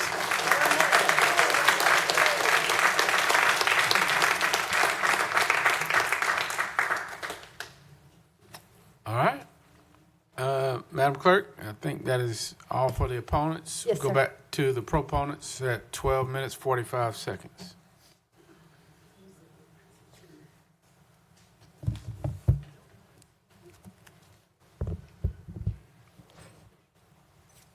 Mayor, City Council, clearly, whenever different uses come into your community, there's always going to be those in favor and those against. Your job is to balance the competing interests and to listen to everyone. And again, I applaud you for having done so thus far. A couple of points I'd like to make. Craig Harmon, who is the senior planner, stated on June 9th that since 1995, a period of 30 years, a portion of the subject property has been used for commercial purposes. In fact, it's been used as a real estate office and other types of offices. In fact, the person that developed College Lakes maintained an office there. He also developed Van Story Hills, Councilman Benavente. One of my former clients even, Annie Hassan, also used the structure for commercial purposes. At the hearing in June, Councilman Hondros inquired about why the subject property was not designated as O&I. Mr. Harmon, your senior planner, explained that when the UDO was adopted, a number of misclassifications resulted, which now requires a fix. This is one of them. This property should never have been zoned as SF10. It's never been residential in the last 30 years. Now, the amendment that we're here for tonight is dealing with a property that is largely underutilized in terms of its location and potential. It sits at a highly visible and accessible point along Stacy Weaver, which is a transitional corridor that already supports a mix of residential and commercial uses. Ladies and gentlemen, just look at that intersection. You have Food Lion, you have Circle K, you have multifamily, you have the library, you have the subject site. Everything around there is commercial. The applicant seeks to develop, as you know, and operate a 7-Eleven convenience store at the proposed location, which is a low-scale commercial use with predictable patterns. This type of development is usually exemplified by operations that are limited in scope with small employee base and with similar operational footprint, just small. This is not a large store. Convenience stores like 7-Eleven are evolving beyond just fuel stops. The fuel just attracts folks to the stores. Increasingly, these stores are becoming destinations for healthy food options. 7-Eleven is that type of product. Let's be courteous, you all. Go ahead, Mr. Charles. 7-Eleven is that type of product, and if anybody would take the time to read, you can look it up and you can see how they have built all over the country these healthy options for communities. And so what I will say to you, ladies and gentlemen, tonight is that the community raised concerns about traffic, which I think they rightfully raised. But as Mr. Benavente said on June 9th, you know, road improvements don't come until the roads have already been stretched to capacity. And that's a true statement. They don't build better roads on the front end, right? They build them after there's a demand.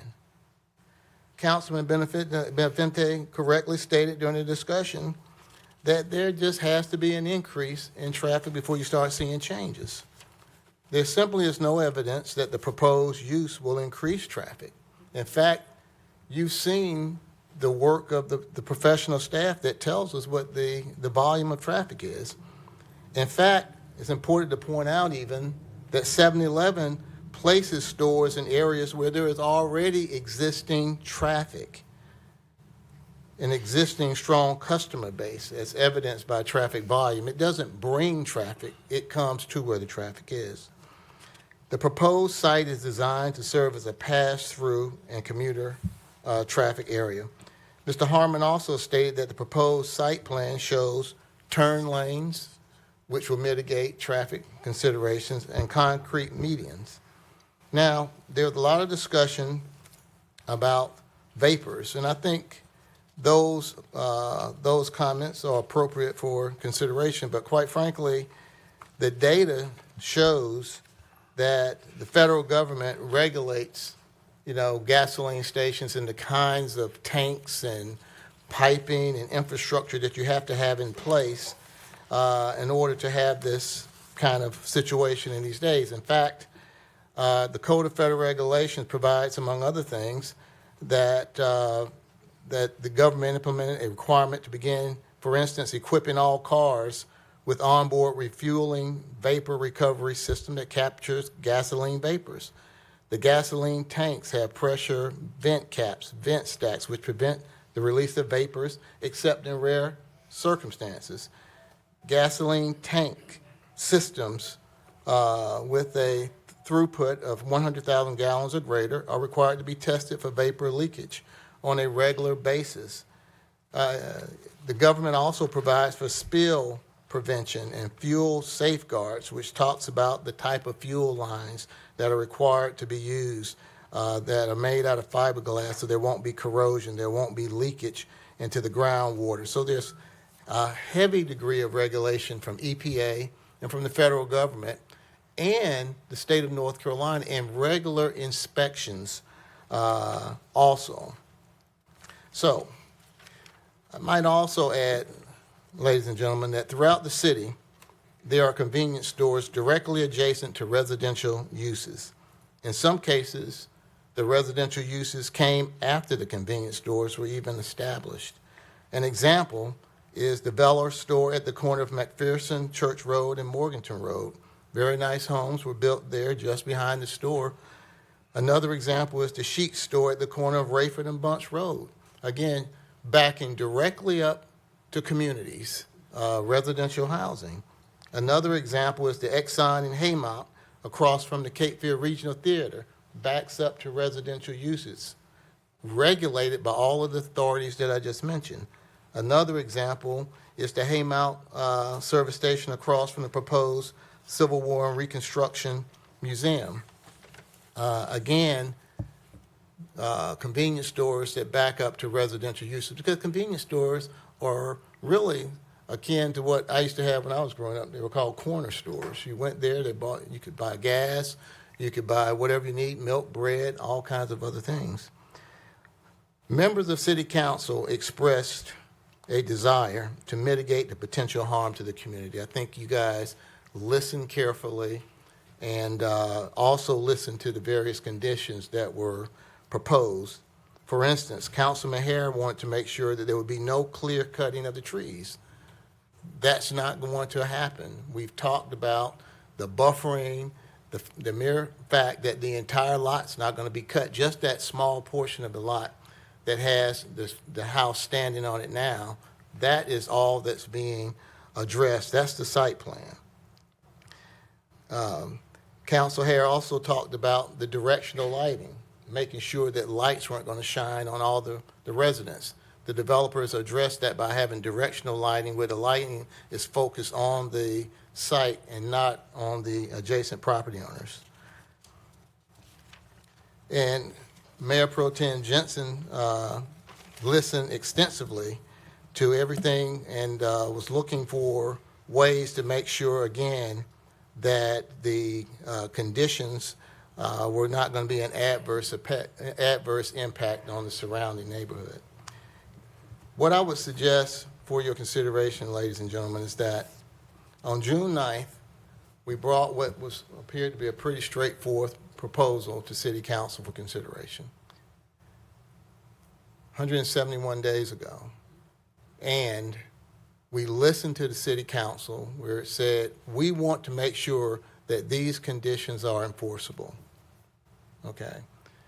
You all talk about doing all these things. You want to have a dry retention pond. You want to have the 20-foot buffer. You want to have the green screening.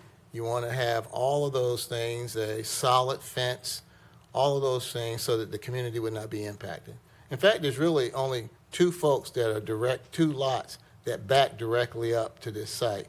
One belongs to Ms. Peterson, and it's another gentleman that these lots directly affect. And those folks, particularly Ms. Peterson, raised what her concerns were, and the developers addressed them through these conditions that City Council considered on June 9th. So what we did to make sure that those conditions were enforceable, to make sure that the developers, which are here tonight, and the property owners did exactly what they said they would do, we withdrew the application that was before you. went back through the entire zoning process, presented this matter to the zoning commission that initially voted against it, but this time voted in favor of it. And we brought it back to city council, consistent with what city council told us to do on June 9th. Now, I'm going to look at each of you and say that city council is just like the UDO, it's just like all the regulations that we are bound by. We ought to be able to predict reasonably what's going to happen.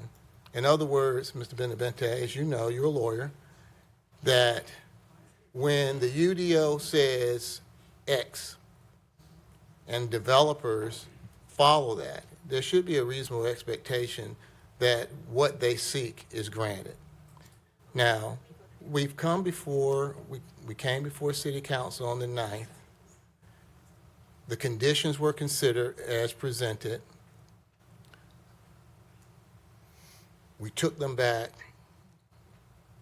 so that they could be in an enforceable mechanism because the city attorney said, you know, rightfully so, as presented, those conditions are not appropriate for a straight zoning, right? So we took them back. And now we're back tonight having done exactly what city council suggested that we do. It was a vote. It was a vote. Majority vote, 64. Okay? And so we're back.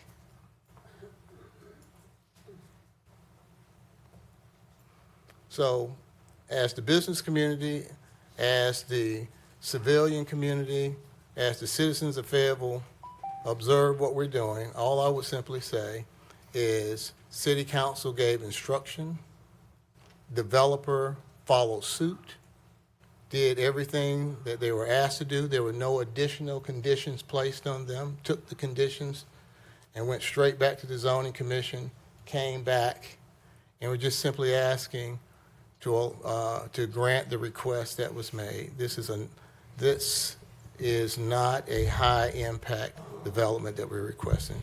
So we'll pause there and take whatever questions you might have. Thank you very much, ladies and gentlemen. All right. Thank you, Mr. Charles. Mr. Mayor, I have a point of inquiry about Councilmember McNair's absence. Is that something that I can make a motion now to have her excused so that her vote doesn't just become an automatic green vote? I don't know. That's a city attorney question. She's already gone. And Doesn't matter if she's here or not. well, I don't know. I'll defer to the attorney. Yes, sir. And I would say unfortunately, she didn't give us any instruction. I don't know that she wanted to be excused. Generally, the council members request on their own to be excused. Generally, they make a request, but it's not only up to them. But the body can make the decision. So I'll just ask now, I move that we recuse Councilmember McNair from impacting this vote. And if there's not a second, it's going to be pretty obvious why.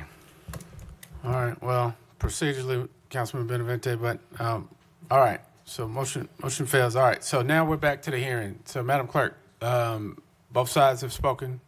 All the assigned speakers. Okay. Yes, sir. All right. So, Council, any questions for Mr. Harmon? All right. Mayor Pro Tem. Thank you, Mr. Mayor. Mr. Harmon. So one of the questions I was asking Mayor earlier, about 3-4 minutes ago. What could be built on that right now without anybody if somebody bought it and said, I want to build something on it? What are some of the possibilities? Under the current SF10, mainly it would be either single-family houses, either duplexes to quadplexes or townhomes. Okay. Yeah. So they wouldn't have to come back or anything of Exactly. that sort. And how many per acre would that be? I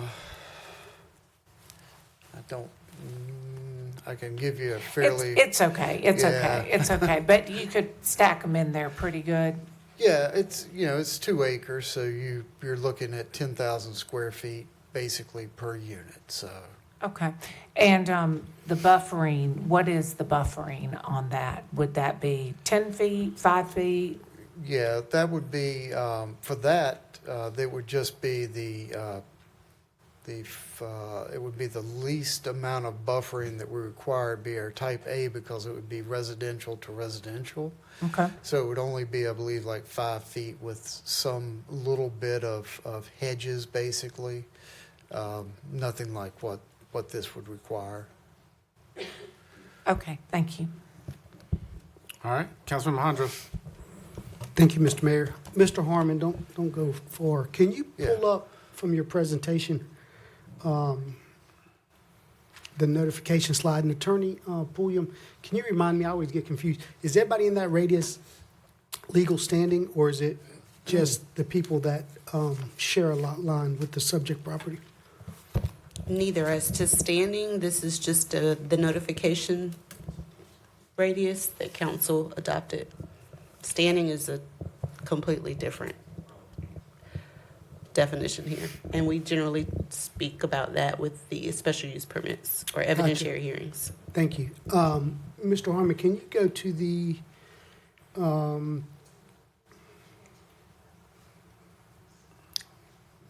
surrounding properties photos? I just think it's important to note the one photo with the wooded lot is the subject property, I'm thinking, right? So this picture on the top left is the tree line that separates the subject property from the neighborhood behind it currently. Gotcha. And I had some questions upstairs. We had some other matters to discuss, but we talked about we always talk about the land use map. Can you put that map up there, that slide? The process, how that's developed. Can you go into that, give us in a nutshell that process? Right, I can do that fairly quickly. When we developed the land use plan, this land use plan plus the text that goes along with it, it comes out to be a document about yay thick of maps and goals for the city, things of that nature. When we set about putting that together, we did a trial or a template map. We took it out to, I can't remember right offhand if it was either 4 or 6 community meetings.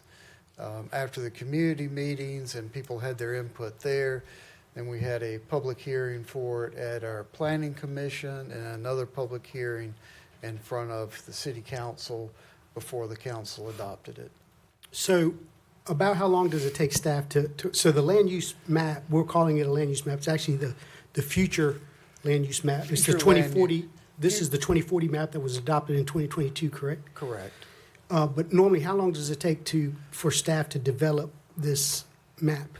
This was probably at least a year-long process. So staff works on it for a year. There's several community meetings where there's feedback from the community. You present it similar to the manager presenting the budget to council. The staff presents the map with the text to the planning commission. Yes. Who is made up of volunteer citizens, so they have their input. Then they hold a public hearing where residents can come and speak also. Correct. And then council holds a public hearing, and residents can come, give feedback like they're having today at this public hearing. So there's a lot of steps in the process where citizens' voices not only can be heard, but in fact have been heard, because the zoning commission, who's also volunteer residents, they had their voices heard in that they heard this not once but twice. So wouldn't you say that two things? One, this future land use plan map and the text that goes with it, isn't that a guide on how the citizens want their city to grow? Yes, it is. That's what we, intended it to be when it was put together. Thank you. So that I just wanted to point out that there's several steps along the way for us to be involved in the process, and the zoning hearing, either at the zoning commission or at council tonight, is not the end-all be-all. I just want to point out to my colleagues and for the listening residents and those here in attendance, we had a strategic planning session back in March, and we actually added a priority to our strat plan, which was transit.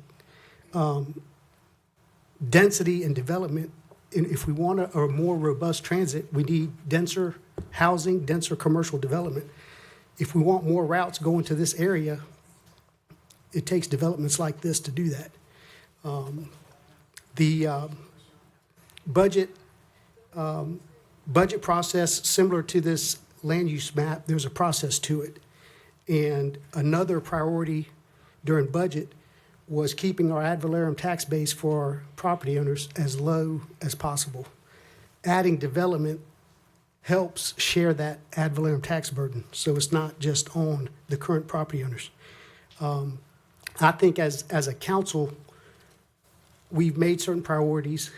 The residents have bought into how they want the city to grow. The applicant, for me, came back in June. They heard residents' concerns. They put conditions and concessions on themselves to mitigate the concerns of the neighbors most directly impacted by this development. Presumably, and I think the applicant's here, you can verify this if you like, pulled it to be a good neighbor, because our concerns on this board were the mosquitoes was a concern from the residents, so the applicant said they would concede and put a dry pond protected by a 4-foot chain link fence. I believe it was Mrs. Peterson, who's not here today, who shares a rear lot line. Instead of a 6-foot privacy fence, requested an 8-foot privacy fence. The applicant agreed to that. Some of my colleagues, as well as some of the neighbors that share a lot line, I think the other neighbor was Mr. Hance, preferred a 20-foot buffer with undisturbed natural buffer. Applicant agreed to that. And of course, the lighting would be directional shielded. And the applicant agreed to all those conditions on himself. We were concerned, how can we codify that? Because other than this video meeting from June, there was no way to legally, I think the attorney stated, there was no way that would be legally binding. So the applicant withdrew his application, put these in the actual conditional zoning. So now it's codified. I mean, we're just moving the goalposts at this point. When the attorney says, you know, the applicant has done all we've asked him to do. At this stage of the game, we're either open for business or we're not. So, thank you. All right. Let's maintain the decorum, y'all. We're almost through it. Councilmember Green. Thank you, Mr. Mayor. For me, this is one of those situations where you kind of wish you were out there somewhere and not up here, because I don't think anybody takes any decision we make up here lightly. I know that I do not. I'll speak for myself personally. This, for me, is more of a procedural question and a process question. And did we follow the process? I understand all the concerns that have been spoken. I can't say that I don't feel your passion, because I do. I hear it, I see it. But did the developer follow the process? He did. Was it recommended by staff? It was. Did it go before the zoning commission? It did, twice. Did it meet the 2030 land use plan? It did. Did it involve a hearing where the developer was asked for certain conditions? Yes.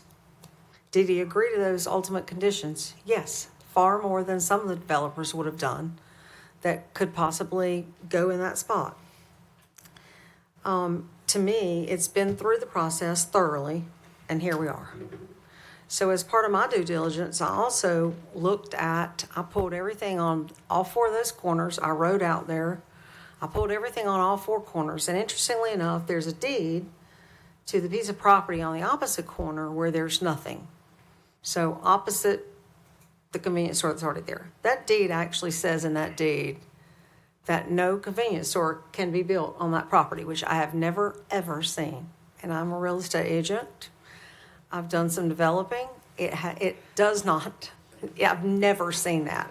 I think there might probably be a couple other people in the room that would say they've never seen that as well, that deal with housing and things like that. But be that as it may, I do think that that's one thing that made me feel a little better was that you wouldn't have 3 corners with convenience stores. So according to that, unless something were to happen and they change that, a convenience store cannot go on that piece of property. So in saying that, I feel like it went through the process, and it went thoroughly through the process. And, you know, regardless of what we do tonight, I think that there could be situations where whoever built there could put something worse.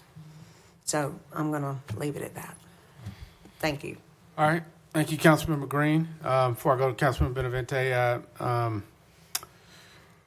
Mr. Harmon, I was kind of looking over some of the data, and I heard from the proponent side, this is a NCDOT road, right? Yes. And the traffic impact study that one of the speakers referenced, was that the latest? Did staff analyze any of that? No, I'm not sure where those numbers came from. Those are not the latest traffic counts from DOT.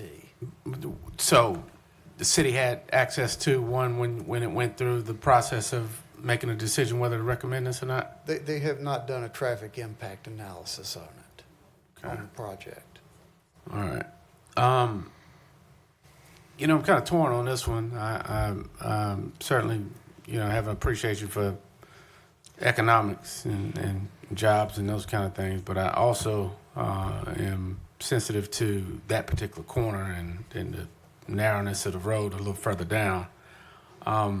But without having some of that information, and Mr. Harmon, you say you don't have any information about car counts or anything, and I just have to, you know, because as we have our public hearing open, I haven't closed it yet, so this is an opportunity to present. Right. The last, I think it was 2022, and they're in your packet. That was the last time that DOT did a traffic count, an official one in that area.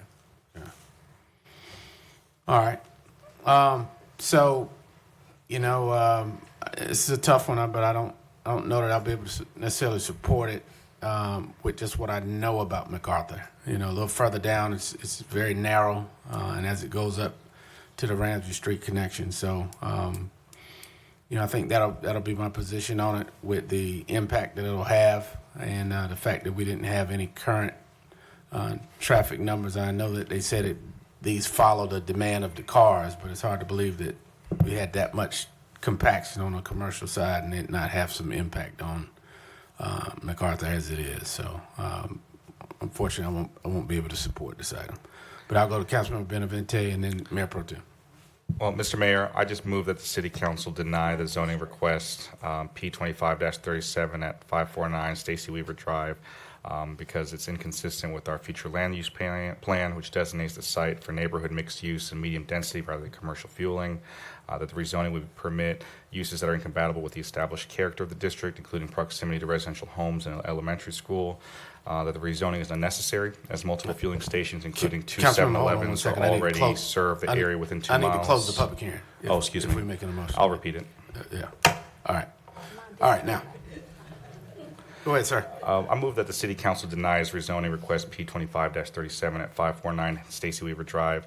I believe the request is inconsistent with the future land use plan, which designates the site for neighborhood mixed use and medium density residential rather than commercial fueling. The rezoning would permit uses that are incompatible with the established character of the district, including proximity to residential homes and an elementary school. The rezoning is unnecessary as multiple fueling stations, including two 7-Elevens, already serve the area within several miles. The zoning commission has previously recommended denial, and the minor revisions proposed by the applicant do not cure the inconsistency with the comprehensive plan nor the negative community impacts stated by the people. All right, so motion by Councilman Benavente. I'm seconding it since it was my district, and I was hoping to make that motion. Well, you got discussion. So motion's moved and seconded. Mayor Pro Tem, your floor. I was just going to make the motion, but I'll second it. Okay, so no comment. All right, any other discussion? Seeing none, council, I'll look to you for your votes.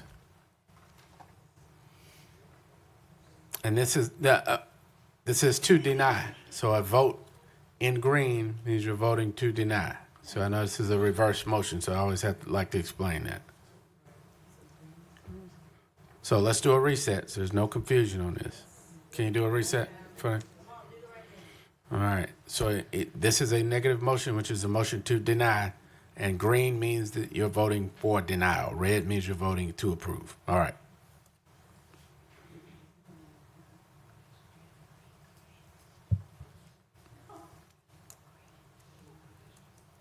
Who's missing? All right. So, all right. So the motion to deny fails 6-3. Voting for the denial, Mayor Pro Tem Jensen, Mayor Colvin, and Councilmember Benavente. Voting and Councilmember Brenda McNair, who votes by default as a yes. Those voting opposed opposed to the motion to deny is Councilmember Hare, Banks McLaughlin, Green, Thompson, Davis, and Hondros. All right, so that motion failed. So now you'll need a new motion for some action. Mr. Mayor, I have a question for staff. Yes, sir. On our list of opposition, looking at the, this is for staff or the applicant, I guess, comparing today's speakers with the ones at the zoning commission back in April, city council in May or June when we heard it, and then in the July zoning commission, the two speakers who share a lot line are not here today. Do we know why? Did they call and say they couldn't be here? Or have they spoken with the applicant?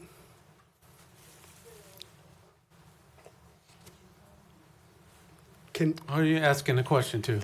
Staff or the applicant, either one if they On know. the applicant, you're asking the question? Well, does anyone have an answer to that? And staff or applicant? Staff or applicant?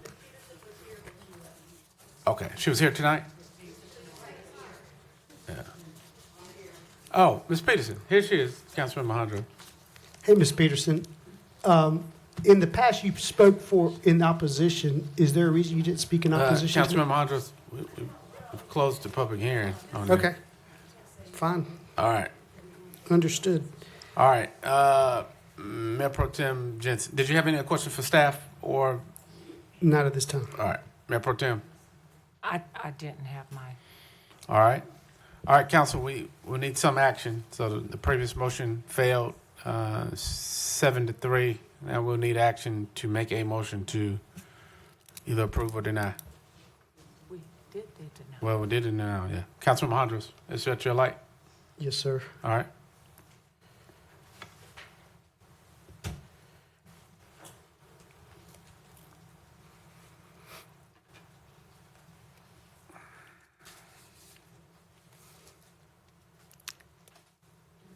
I move to recommend the approval of the map amendment to LCCZ as presented, finding it consistent with the future land use plan demonstrated in the attached consistency and reasonable statement, and approve the rezoning. All right, there's a motion by Councilmember Hondros. Is there a second? Second by Councilmember Davis. Discussion. All right, council, look to you for your votes, and this is a motion to approve the motion presented.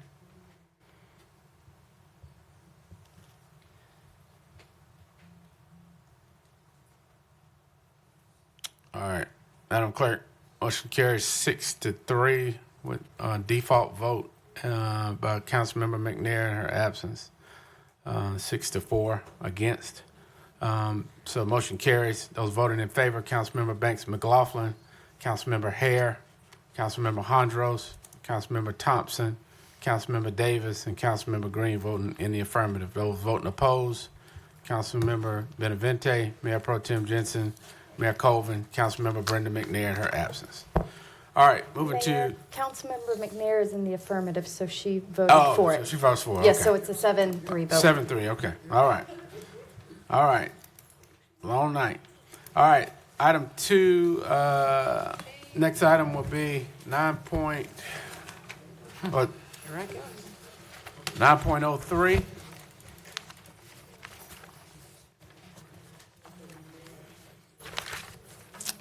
This is a voluntary annexation.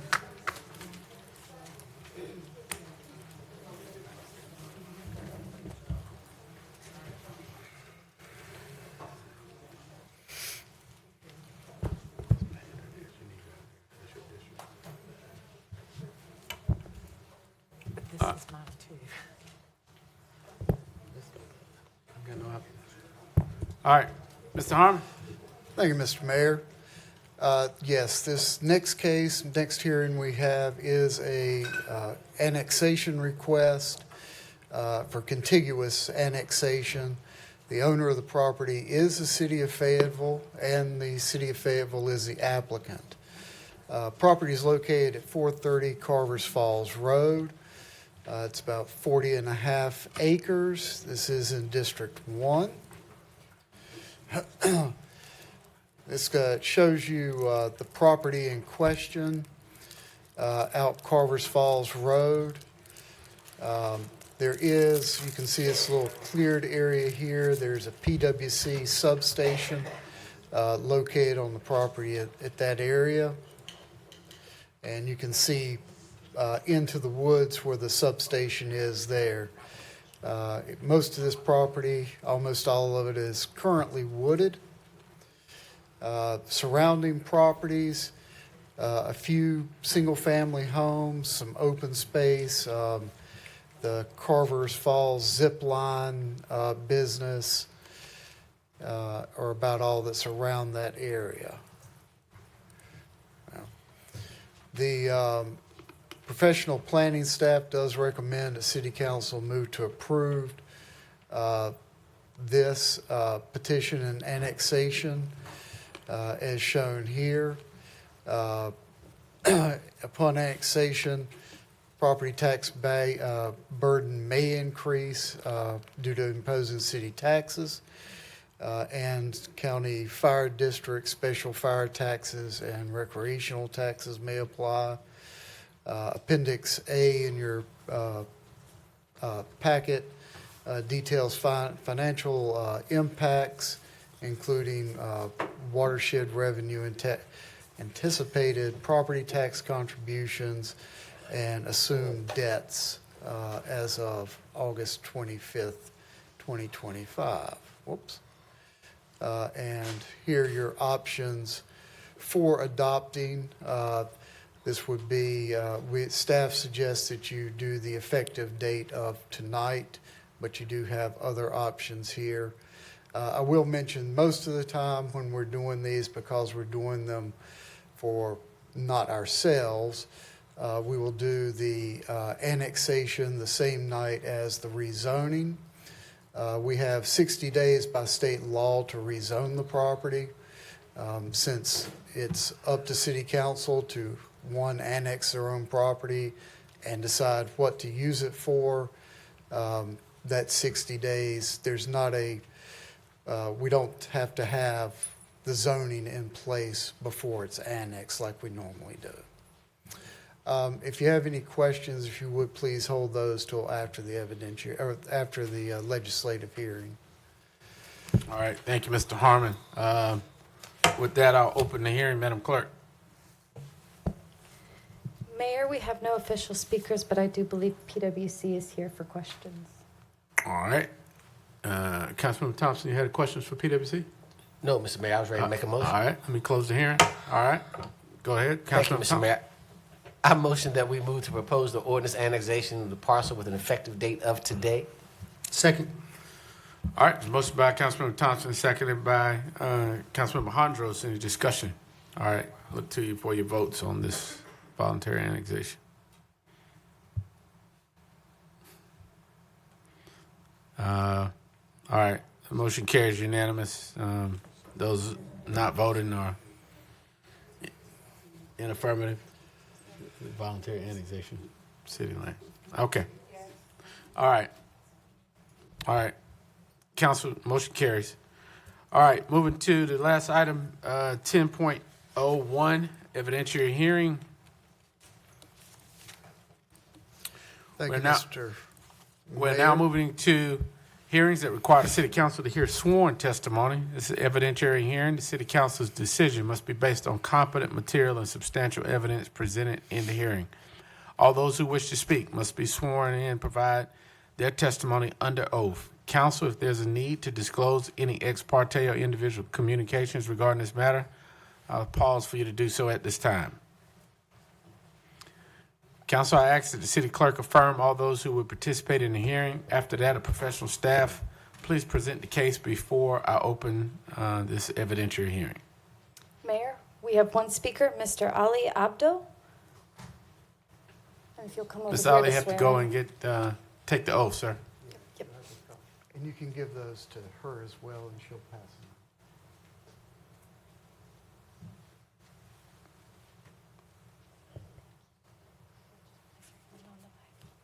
Do you swear or affirm that the testimony you're about to give is the truth, so help you God? Thank you. Okay, did you swear me I'll in? call you up in just a Okay, second. all right, so with that, I'll open up the evidentiary hearing. Thank you, Mr. Mr. Mayor. This is special use 2503. This one has been tabled by you a couple of times, but it's coming to you tonight for the evidentiary hearing. This is for reduction and separation between uses. The applicant is looking to begin a tow yard or tow company at the location of 3003, 3005, 3009 Murchison Road, approximately 2.35 acres. This is in District 4. It's at the corner of, or in between the corners actually, of Murchison, Rosemary Drive, and Waddell Drive. There's currently on one of the properties an auto repair shop. And currently the zoning is community commercial. The land use plan calls for neighborhood improvement. Just a few photos of the property itself. It is 3 different properties, and so there are several different things kind of on the property. They're looking to, as you'll see in a minute, utilize this backyard area here behind all the uses. This is a few photos of the surrounding properties, mix of commercial and some residential uses there along both the 2 side streets and Murchison Road. As you can kind of see on the map here, outlined in the back, here on the corner at Rosemary is where the auto repair shop is. They're looking to utilize this space back here for parking vehicles from the tow business. And kind of outlined a little clearer here. They already have some areas that are fenced, a couple of them that are fenced that don't quite meet the UDO standards for the tow lot that would have to be changed a bit. But you can kind of see from this where the different properties or where the different holding areas for cars would be. Again, this is a separation issue. Tow lots are required to have a separation of where they store cars from residential uses. As you can see, the reason they're trying to reduce that is they border up against residential uses where they're hoping to store the cars.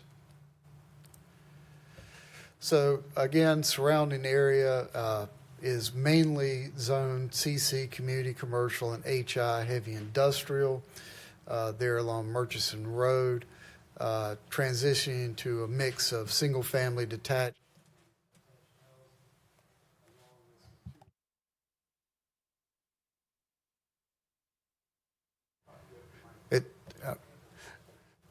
Is that working now? Okay, there we go. Sorry about that. Multifamily along Rosemary and Waddell.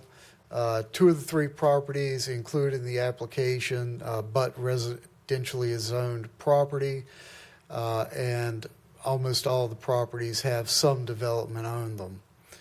The request is a reduction in the 250-foot separation standards between automotive wrecker service and residentially zoned property. Applicant's request would reduce the separation down to approximately 0 feet. These properties and some of the surrounding residential share common property lines. And that concludes this portion of staff's presentation on this. Mr. Mayor, if the council has questions for staff, if they would hold those till after the hearing has been conducted. Gotcha, sir. All right. Thank you, Mr. Harmon. All right. Council, Madam Clerk. Mayor, we have one speaker, Mr. Ali Abdul. Good evening, Mr. Ali. Good evening, Mayor. Good evening, council members. My name is Ali Abdul. I'm a member of City Property LLC. We are a private investor. We try our best to invest here in the city, especially in the area where it needs to be developed. We work hard to develop a few properties in Blunt Street, Worth Street, Gillespie Street, and now we try to do more work in Merkins Road. In the paper I just sent, handed out to you, you will see the property here, the first property in Worth Street, how was before and after. Second one is 500 Blunt Street.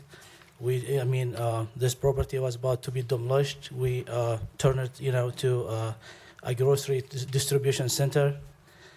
Second one, it's also in Blunt Street. We converted to a True Value stores.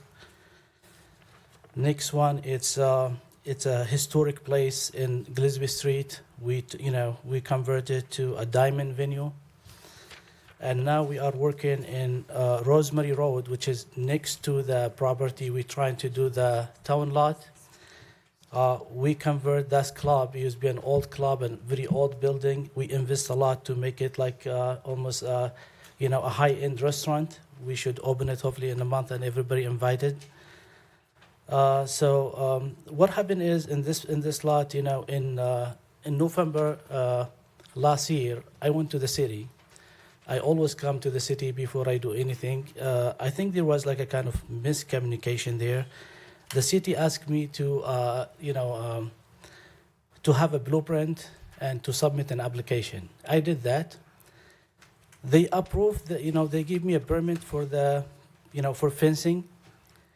I spent about like 4 months of work to clean the lot, to clean a lot of trash, debris, and fence it and finish all the work. Then I have a tenant to use the lot. He went to the city. They said, no, the permit was only for fencing. Even if the permit is stating it is for temporary stored vehicles, is in the permit itself. You have a copy of it. So we applied by rule and we act in a good faith. So they said, hey, you have to have, a special use permit. I apply for it. I think the last scheduled meeting I was out of the country. I wasn't able to attend. Now we are here. So after I did some researches, you see, what we're gonna do? We're gonna make the entrance from Merkins Road. So we're gonna eliminate any contact between,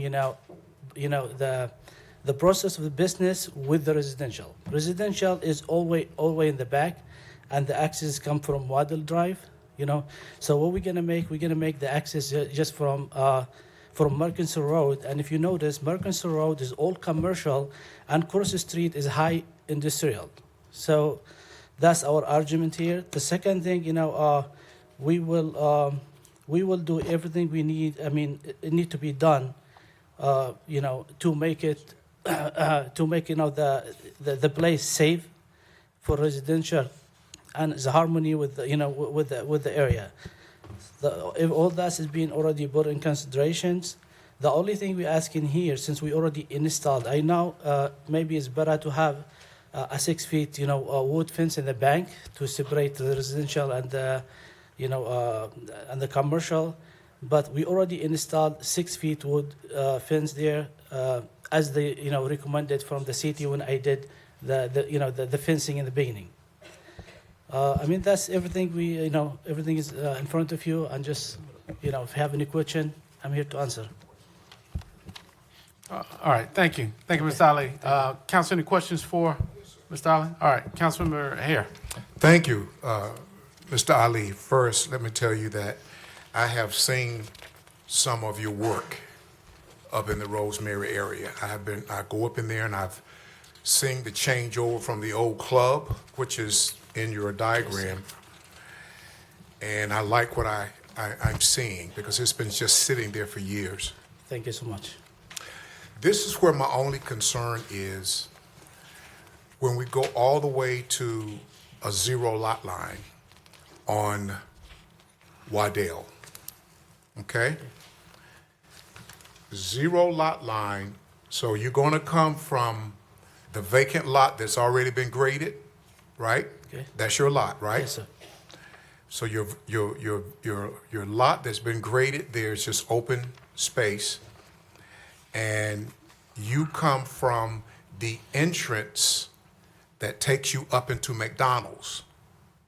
Okay. Right? And then you go left all the way down to Waddell. Yes. Am I speaking correct? If you're coming from, from the 401, from where is the McDonald's, you will turn right to Waddell. From McDonald's? Yeah, if you're coming from the... Yes. So starting from that entrance or that driveway that comes out of McDonald's and the gas station, I think it's Sheetz, that's right there, that's where you start. No. I'm asking you a question. Okay, what we start, if you notice, in the corner there is like a tire shop in the corner. Okay. Okay. So between, after the tire shop in your left, we're not gonna enter to the lot from what? No, that's not what I'm asking you. I'm just trying to making sure that before I move forward with my concern, where we are starting at. Your property, even if you have to help me, your property begins at that entrance or that driveway that goes into Rosemary. That's a different property. So if you're coming from McDonald's toward downtown on Murchison, toward FSU, you'll go past the McDonald's entrance, you'll get to Rosemary. There's an automotive shop on the corner of Rosemary. Right. That's where his property starts and goes from there and then, to Waddell. Okay. And then in the back of that is the new beautiful renovation that you've done on the old club. Yes. Okay, years ago. So this is what my concern was, is whenever you leave from there and take those properties all the way to Waddell, which is, there's only the two there, whenever you make the right on Waddell,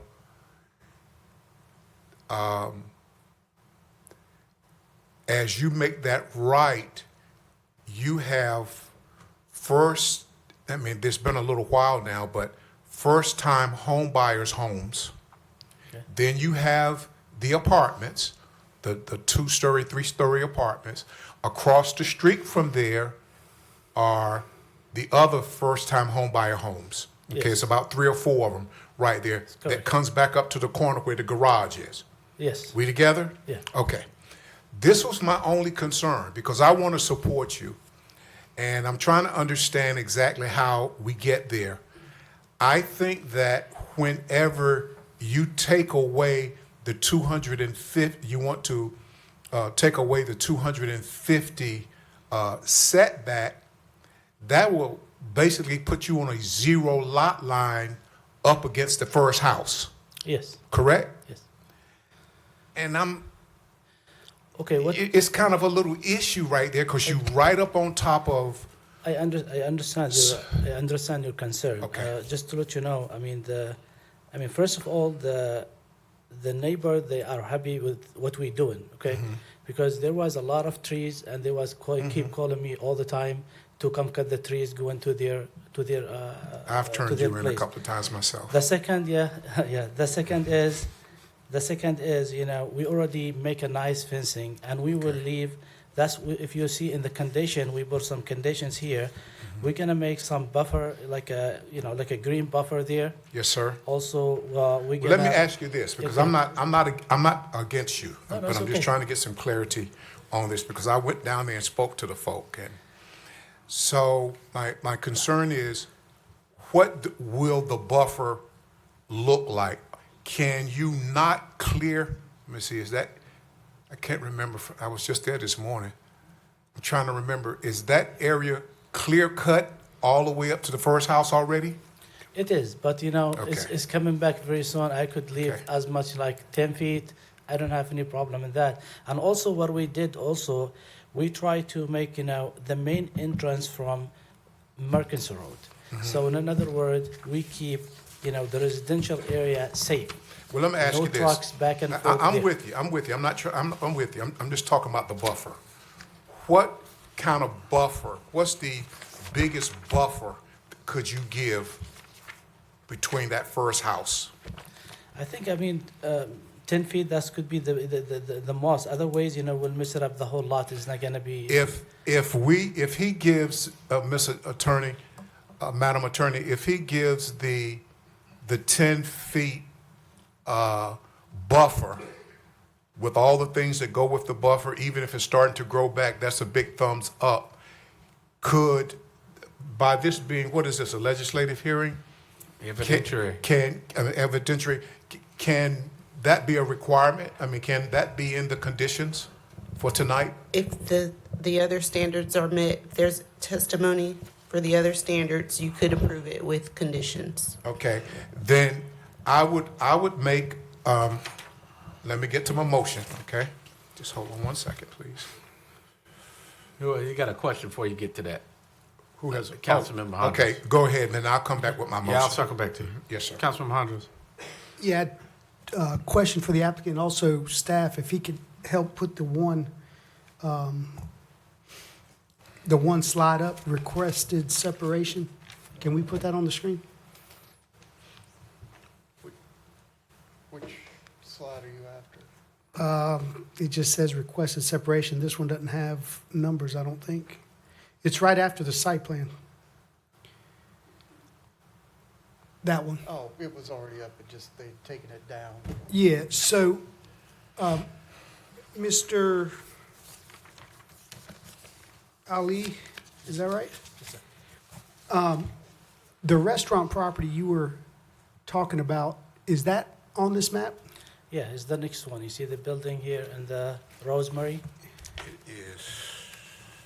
North of that, or, Right here. yes.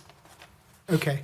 So to my colleagues' concerns, and rightfully so, with the zero lot line or not having a buffer between the heavy commercial and the residential, that's where those two boxes, the two red boxes are, correct, Mr. Harmon? Aren't those the two lot lines that kind of abut residential? So what, in this requested separation slide, what does the red rectangle depict? Like, what is it showing us? That's two of the areas where there would be parking vehicles that are towed to that location. And so it's just showing you that two of the areas that they're looking to store vehicles are basically right up against the residential. So I understand, based on the information in this packet, the special use permits required because they're, per the ordinance, is 250 feet from residential, correct? Yes. But on this zoning, this is zoned heavy commercial? What's this? Yeah, community commercial. Community commercial. So if we put the towing component aside for a second, what's the natural, per the ordinance, what's the setback between community commercial and residential? With the wooden privacy fence that they have back there separating the commercial, it's a 10-foot buffer. So my question to my colleague and the applicant is, would a 10-foot buffer, in addition to the fence, alleviate? Would it alleviate your concerns, and would that work for you? I guess is my question for you all. Every space we take it from the lot will affect would affect what we need to do. But if your recommendation to be at 10 feet, we could work. We could live with that. Yeah, so I mean, that's where I was headed. So if he's done, I'll move forward with the motion. All right. Mayor. Yes. Okay, I move, first I would like to add in my motion that we add a. I'm sorry, Mayor, we need to close the public hearing. Thank you. That will close the public hearing. Thank you, Mayor. Harris. First, I move that we add a item 7 to include a 10-foot buffer along with all buffer requirements that normally come. And then I would move forward that we approve the rezoning with the 1 through 7 findings or requests to include, and I know it's only said 6 here, but the 7 would be the additional one that I just added. Mayor Colvin, point of order. Madam Attorney, do we have to give actual evidence per each of the 6? Are you talking about him in the motion, or are you talking about the testimony? No, in the motion. Yes, I think he was getting there. Well, as far as reading them? Yes, sir. Yes, I was. So I move to approve the motion with the finding, it says 6, but with the finding of 7 findings must be met, that the special use complies with all applicable standards, conditions, and specifications in the ordinance, including section 30-4C. Excuse me, sir. I just wanted to let you know you do have to do all of this findings, but you don't have to read everything afterwards. You just need one per finding, one fact per finding. So for number 1, you wouldn't have to read all of those bullets. You can just select one. Okay, well, I've read 1. So that's as far as I need to go? Am I saying it correctly? So you'll read the finding and then one fact per finding. So you read the first finding, and now you'll need one fact in that section to go with that finding. And then you can move on to the second finding. Well, then let me make sure I'm understanding this. Then the option 1, yeah.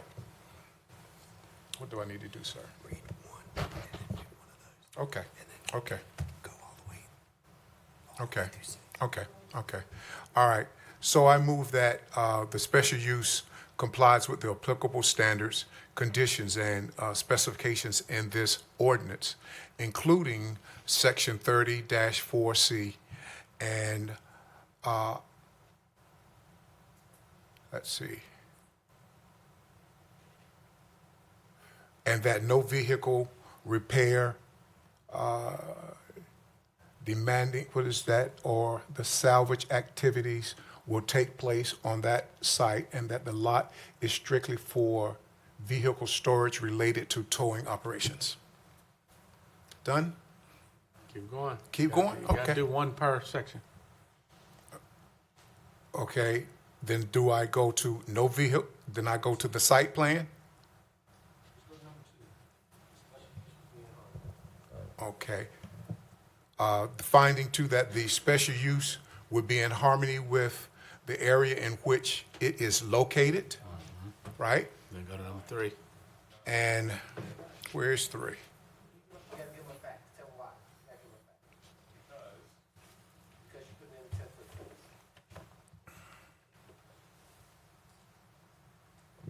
Oh, yeah.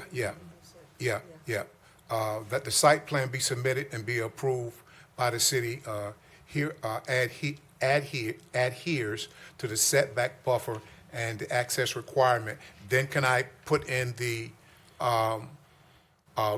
bullet 7 that the requirement be there be a 10-foot buffer with all the requirements for buffing. That was the one that I added, okay? And then the special use, right? Am I going right now? That the special use be in harmony with the area in which it is located. That the site be fully enclosed with a secure, am I going correct? Right? Okay. All right. I just want to make sure I'm getting how you want this read. And that it would have the premier fence, and it would store vehicles from the public view and adjacent properties as required. And I go to where's 3 here? Okay. The special use will not. Okay. Thank you, ma'am. You're welcome. That the special use will not materially endanger the public health or safety if located where proposed and developed according to the plan that is submitted and approved. And I go back to, where am I? That the stormwater, right? Here it is, I got it. That stormwater management, lighting, and noise mitigation measured are in compliance with the city code and are designed to minimize the adverse impact of the neighboring properties. And the last one here is the special use will not substantially injure the value of the abutting land, or the special use is a public necessity. And what's the last one? Why is it a public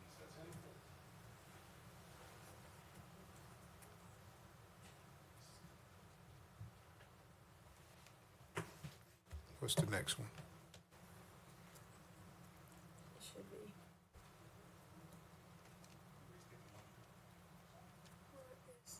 Right here? Yeah, man.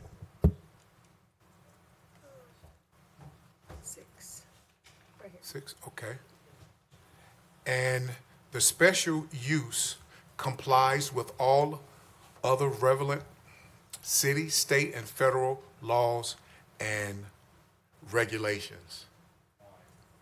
Are we done? I didn't hear 4 and 6, please. I just did 6. Okay. 5, did we hit 5? Substantially injure the value of the abutting land? Yes, I did 5. Okay. And there's 4. The special use is in the general conformity with the city's adopted land use and policies. Do we need to do this? You have to read one of them. Okay. The proposed towing lot is consistent with the city's adopted land use plans and policies, which identify this area as appropriate for light industrial service or vehicles related uses. The site is located within the zoning district that allows towing operations by a special use permit, indicating that the city has contemplated this type of use as appropriate under certain conditions. Am I done? All right. All right. As a motion by Councilman Maher, as described, second by Councilman Hondros. Dino. Thank you, sir. Dino. All right. Councilman, look to you for your votes.